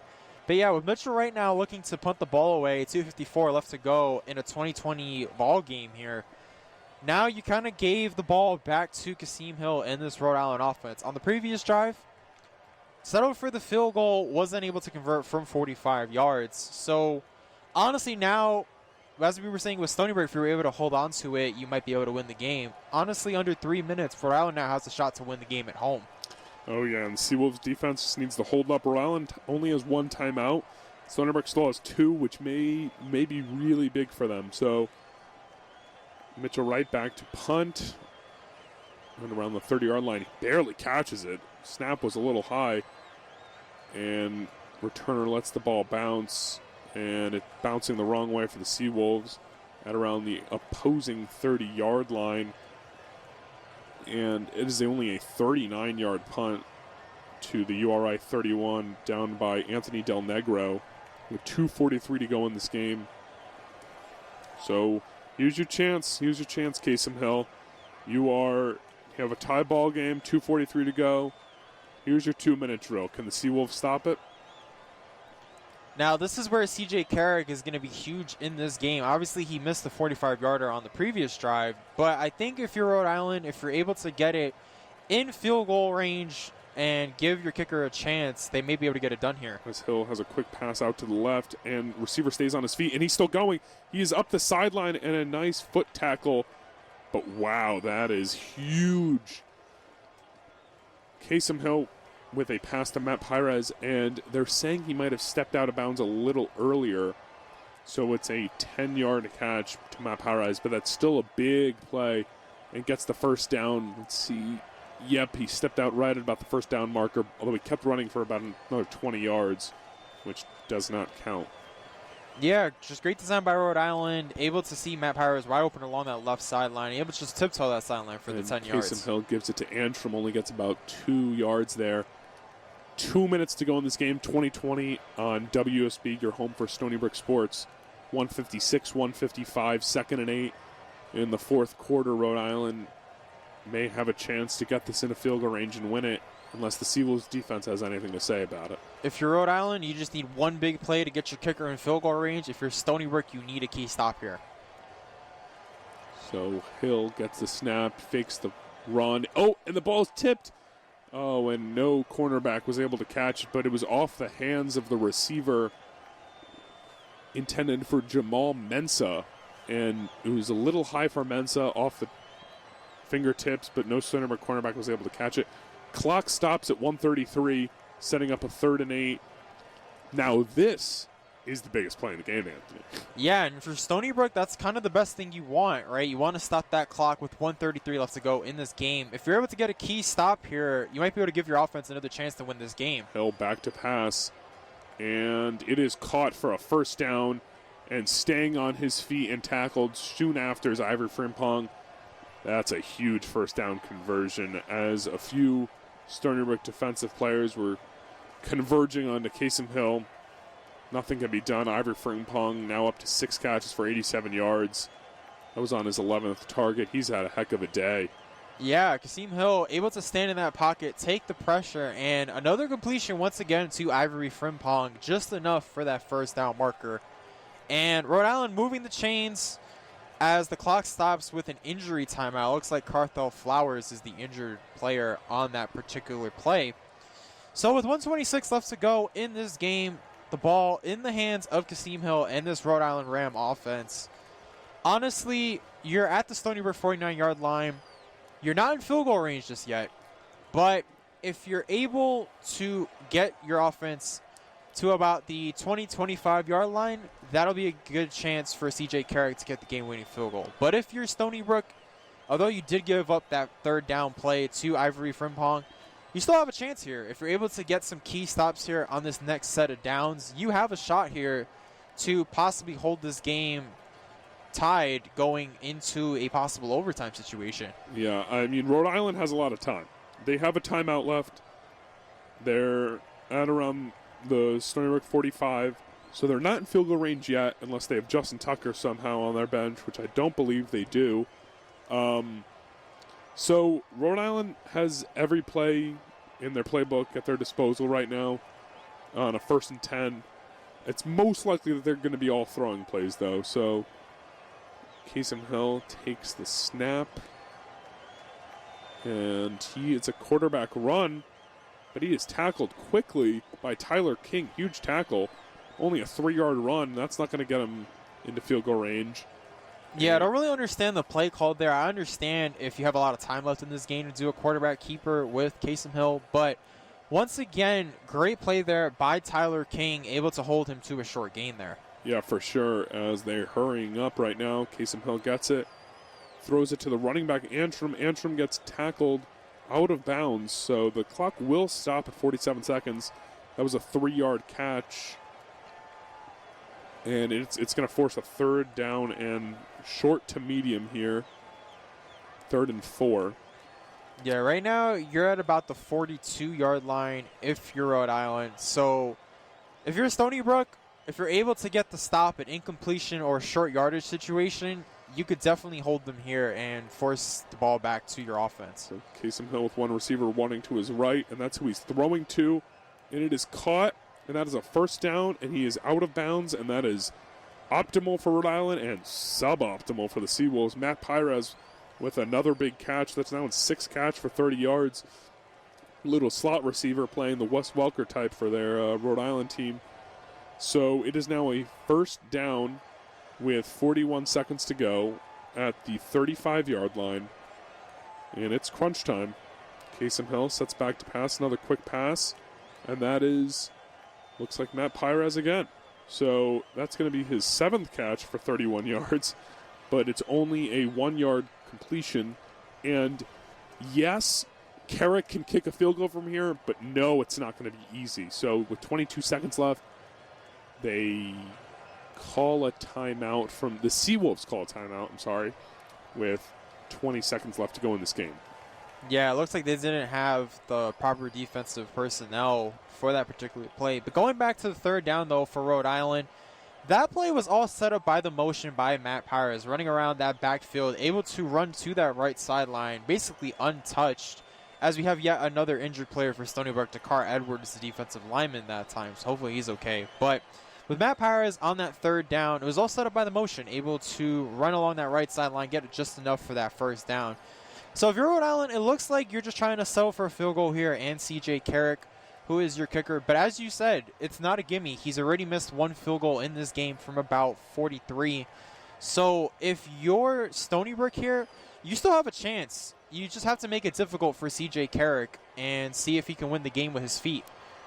Yeah, I mean, it's not going to be easy right now, as there's another Rhode Island player actually on the ground now. Unfortunate to see this many injuries on this beautiful day in Rhode Island for a great football game at noon. Now 2:57 here. 2020 ball game on WUSB, the home for Stony Brook Sports. And so they're attending to actually the receiver, Matt Pires, who is on the ground. Looks like he's okay, thankfully, walking off. He has 7 catches. He has more catches than anyone else in this game. So Rhode Island still has that 1 timeout. And with 20 seconds left, they could call any play pretty much because of that. So you can run this ball to Justice Antrim, call the timeout immediately after.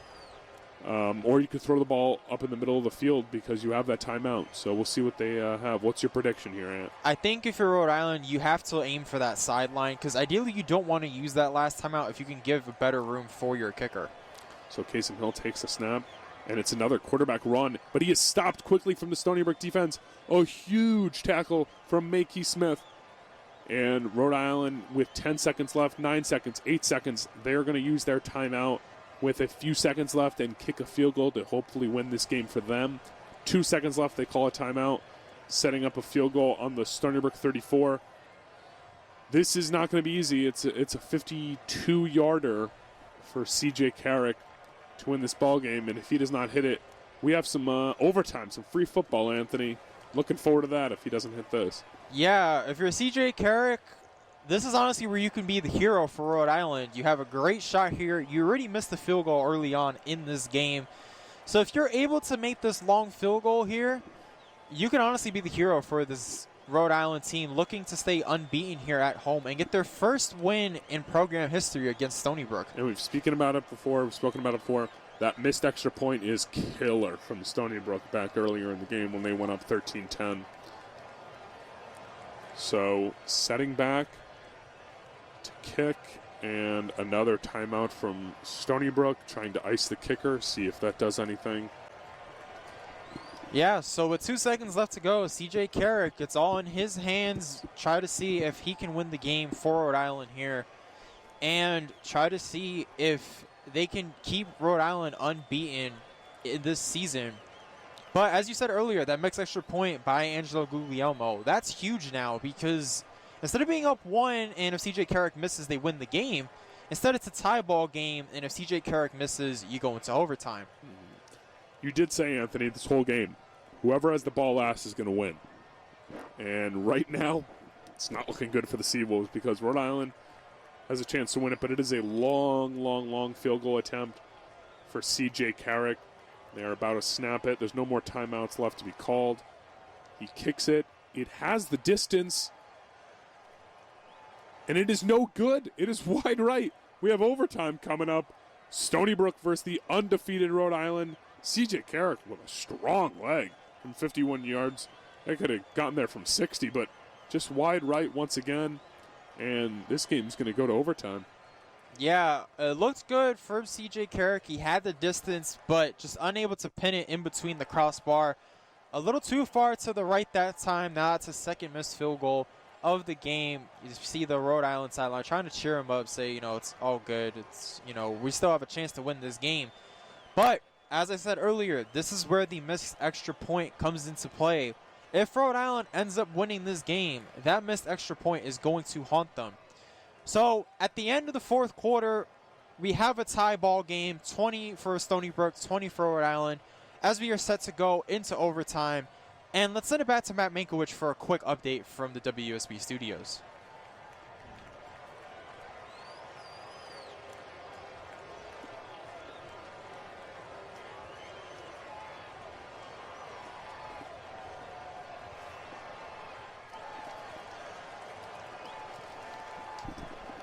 And we are actually not going to do that. We're going to keep it here at the end of regulation. Stony Brook 20, Rhode Island 20.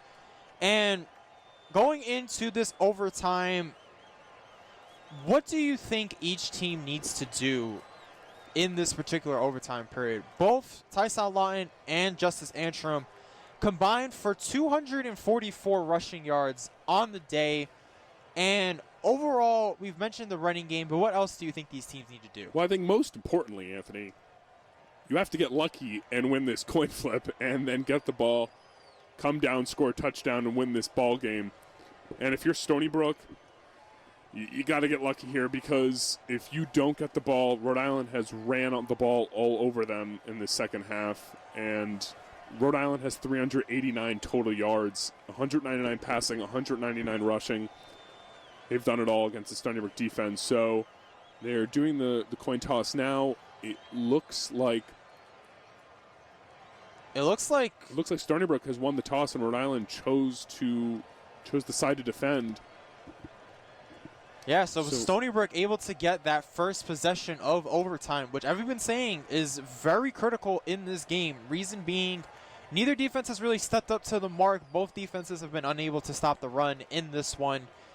And, the coach for Rhode Island is absolutely furious. It looks like he's trying to kick it in the other direction, but we're unable to see if the referee's going to give it to him, as he's now rolling back to the sideline. So the coach for Stony Brook Chuck Priori, was actually fired up on that previous play. So at overtime, Stony Brook 20, Rhode Island 20. And so Rhode Island's going to get the ball here. And Stony Brook's going to look to get a stop here with Kasem Hill and one receiver to his right, two to his left, with Justice Antrim standing right beside him. Kasem Hill gets the snap. He keeps it, and the Stony Brook defenders converge on him, and he is tackled for a loss for 2 yards, and a tackle by the big man, Brandon Lopez, and around the 27-yard line. Huge stop from Stony Brook, coming up 2nd and 12 coming up. But just a great play by Mekhi Smith. He was the first one there to meet Kasem Hill in the backfield. And with it being 2nd and 12 now for Rhode Island, let's see what they do here on this play. And Kasem Hill gets the snap. He's looking deep towards the end zone, and it is caught, and that is a touchdown from number 82. And that's Kalb Warren, who had the big pass play earlier. And that's the tight end, and Rhode Island goes up 26-20 right now. And they're going to kick the extra point, and that is a huge, huge touchdown. Gets past the middle linebacker. And the scoring play is confirmed. So now CJ Carrick going to get another chance here to kick an extra point.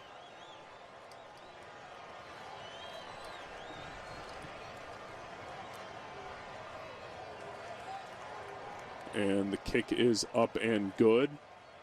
So now Stony Brook has their own chance, Anthony. You got to think that they hand the ball off to Tyson Lawton a few times. He's already at 23 attempts for 141 yards and a touchdown, averaging 6 yards a carry. Yeah, Tyson Lawton definitely has to be in the game plan if you're Stony Brook on this next drive. But going back to that touchdown for Rhode Island, it took 2 plays very minimal time to get that done off of the loss by Kasem Hill on that first play. And then the touchdown to Caleb Warren, his first of this game, probably the most crucial in this game. And if you're Tykel Fields and this Stony Brook offense, you have to find some crafty way in order to respond here. Yeah, so Tykel Fields and his Stony Brook offense out with Tyson Lawton standing to his right, 2 receivers to his left. Tyson Lawton gets the carry up the middle. Nice blocking, 4 yards. Got to keep that up. Now 2nd and 6 on the URI 21. Great play there, though, by Stony Brook, handing it off to Tyson Lawton, getting the short gain. Obviously, you don't need all the yards in one play. But with it being 2nd and 6 now for Stony Brook, this is kind of when your playbook opens up. You can either do a keeper with Tyson Lawton, you can either try to run it with Tykel Fields, or you can set up some type of deep pass play. Tykel Fields takes the snap, fakes the handoff, looking for his own run, and he gets sacked. On the right side, loss of 4 yards, and the sack is by Andre Bebolt. And that's a huge loss. 3rd and 10 coming up on the URI 25, right where we started. Yeah, just great blanket coverage by Rhode Island. Not really anyone open for Tykel Fields to throw the ball there. And Andre Bebolt able to finish it off there for Rhode Island. So with it being 3rd and 10 now for Stony Brook, you absolutely need a conversion here. Well, you have 2 plays to get 10 yards here. And call me crazy, I don't think it's that wild to run the ball here with Tyson Lawton or Tykel Fields. Agreed. That's where your best offense has been, as Tykel Fields gets the snap and throws it open to an open receiver. That is caught for Sean Harris Jr. for 14 yards to the URI 11, the biggest catch of the day for the Stony Brook Seawolves. And they got a chance. And another injury for Stony Brook. It looks like the tight end, Damian Caffrey, is the one who's injured on that play. But, again, that's all set up by Hunter Hayek and Sean Harris Jr. lining up to that left sideline. No one was really covering them. It looked like they were going with a bit more of a zone coverage defensively for Rhode Island. But just great little combination routes there by both receivers. And Sean Harris able to get that 14-yard completion for the first down. Yeah, Sean Harris Jr., the fastest player on the Stony Brook football team, the kick returner. That is just a huge slant route to get past the cornerback, Tippett, which is still one of the best names I've ever heard for a cornerback, Tippett. And he gets the first down, which was much needed. And now Stony Brook on the 11-yard line. You have 4 plays to punch this in. You got to give the ball to your trusty running back, Tyson Lawton, who's had a career day, 145 yards, 24 attempts. Can't say it enough. But now Tykel Fields up to over 100 yards passing on the day, 101 yards, 9 for 18 completions. He also has a few rushing attempts as well. He has 6 carries for 14 yards. And, of course, the 1 rushing touchdown, or the 2 rushing touchdowns, I should say. So 1st and 10. What you thinking running play here, Anthony? Yeah, I think you have to emulate similar stuff to what you did on the previous set of plays. Try to get Tyson Lawton up the middle there. Maybe try to get something going with him. But with Sean Harris Jr., that 3rd down conversion, only his 2nd catch of the game. We've been talking about how he's been such a big, speedy receiver for Stony Brook. But Rhode Island, so far in this game, has been able to hold him to only 2 catches in this game. So if you're Tykel Fields and this Stony Brook offense, it's 1st down. You don't need to try anything crazy. If you try a pass play and try to get someone open, as you have pretty much all the receivers to Tykel Fields' right, or you could try handing it off with Tyson Lawton. So Tykel Fields takes the snap, gives it to Tyson Lawton. He gets about 5 yards up to the URI 6. And that's a big play. It's now going to be 2nd and 5 on the URI 6. And now look at this for Tyson Lawton. 25 carries for 150 yards. Yeah, that's a good game, Anthony. That's a solid game as Tykel Fields and his offense set to take the snap. He has 2 receivers to his right, the speedster Harris to his left, and the running back Lawson to his right, and he gives it off, and he has a hole up to the right side, and he gets to the 1-yard line, just missing the end zone, setting up possibly a 3rd and 1. I'm not sure if they gave him the first down there. Yeah, it looks like it'll be third down for Stony Brook. So it's and another 3rd and 4 1 yards. now for Stony Brook. Honestly, either hand it off to Tyson Lyon or keep it with Ty Fields. I think you have to do either one of those two things. Yeah, they should give the ball to Lawton here essentially every time. They're going to stack the box to Rhode Island Rams here, and Tykel Fields is going to take the snap. And he does hand it off, but he is stopped. So setting up a 4th down, and I just don't love the play call for the RPO there. I think you get under center and you hand it off to your running back that's been killing it all day, because it just gets too bunched up there when your quarterback is trying to potentially hold the ball himself. So setting up the biggest play of the day. This is for it, Anthony. This is for the game. If you're Tykel Fields, honestly, I wouldn't even trust Tyson Lyon here. I would just keep him myself and just run it up the middle. Chuck Priori, the head coach, runs out and screams in the ref's ear to call a timeout. So Stony Brook's going to have a timeout here, talk this play over. Yeah, if anything here, I was going to say maybe try to draw the Rams offsides. But with that timeout now, you have a chance to kind of go over what kind of offense you could run here on this 4th and 1. As I said, I think the best option is just to keep it with Tykel Fields. Try to punch up the middle, trust your offensive line. But we talk about that previous play with Tyson Lyon. I think it's the right play call, just poor execution. Because they just took too long to hand the ball off, and the Rhode Island defenders were just able to converge all over Tyson Lyon for no gain. Yeah, I mean, you need a yard here. So let's see what they draw up, what Chuck Priori said. They're out of the timeout now, getting all the players onto the field, and Tykel Fields with an extra tight end to his right, Lawson to his left. Yeah, and it looks like Rhode Island here is going to use one of their timeouts as well. Try to see what kind of defense they can run here for this 4th down. And I know we've been saying it this entire game, but this play right here is the game for both teams. If Rhode Island gets the stop, ball game. If Stony Brook converts, it'll be 1st down and with basically minimal yardage to go. Well, on 4th and 1 on the 2-yard line, if they get this 1st down, it's more likely than not that they also score on this play. But Stony Brook, you just have to play your power football game like you have been this whole game. You haven't been able to throw the ball at any, rhythm or success. You have a running back who has 28 attempts for 154 yards. You'd be foolish not to give the ball to him. Yeah, so they stack the box here. They do give the ball to him, and he gets stopped. And the Rhode Island defense is going bonkers. They have won the game. Tykel Fields walking through it all. What a brutal loss for the Stony Brook team, but they only lost by 7. And that is a tough defeat against the number 21 ranked CAA team in the country. Ooh, this one stings if you're Stony Brook. 3 straight losses to Oregon, Fordham, and now Rhode Island. They need to get right back on track. Nevertheless, historic performance by Lawton. Just Rhode Island came out on top. And overall, as I said earlier, that missed extra point is going to come to haunt Angelo Guglielmo and this Stony Brook offense. If he makes that extra point, Stony Brook wins the game, keeps their unbeaten record against Rhode Island all time. Rhode Island, great game by them at home. They kind of started out very sloppy in that first quarter, giving up that touchdown. But since then, pretty much all the momentum is on their side. And huge stop by Andre Blackett, the first one there for Rhode Island.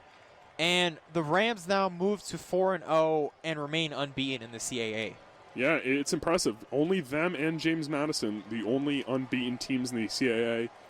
And they're going to keep it up. Rhode Island seemed like they flipped a switch after the first quarter where they went down 7-0 and they went 10 unanswered in the second. They were just a dominant team, but as you were saying, that missed extra point by Guglielmo when Stony Brook went up 13-10, that's going to come back to haunt them. Stony Brook with an impressive rushing performance, but their defense couldn't hold up. Led up Rhode Island 27 points, with the last coming from the touchdown in overtime from Rhode Island, and Stony Brook couldn't come back and score to tie it up. It's a tough one, so we're going to send it out to Matt Mankiewicz in the studios on WUSB, your home for Stony Brook sports. It's been a pleasure with Anthony Leon, Heath Kalb here. We'll see you next Saturday when Stony Brook plays again. Matt?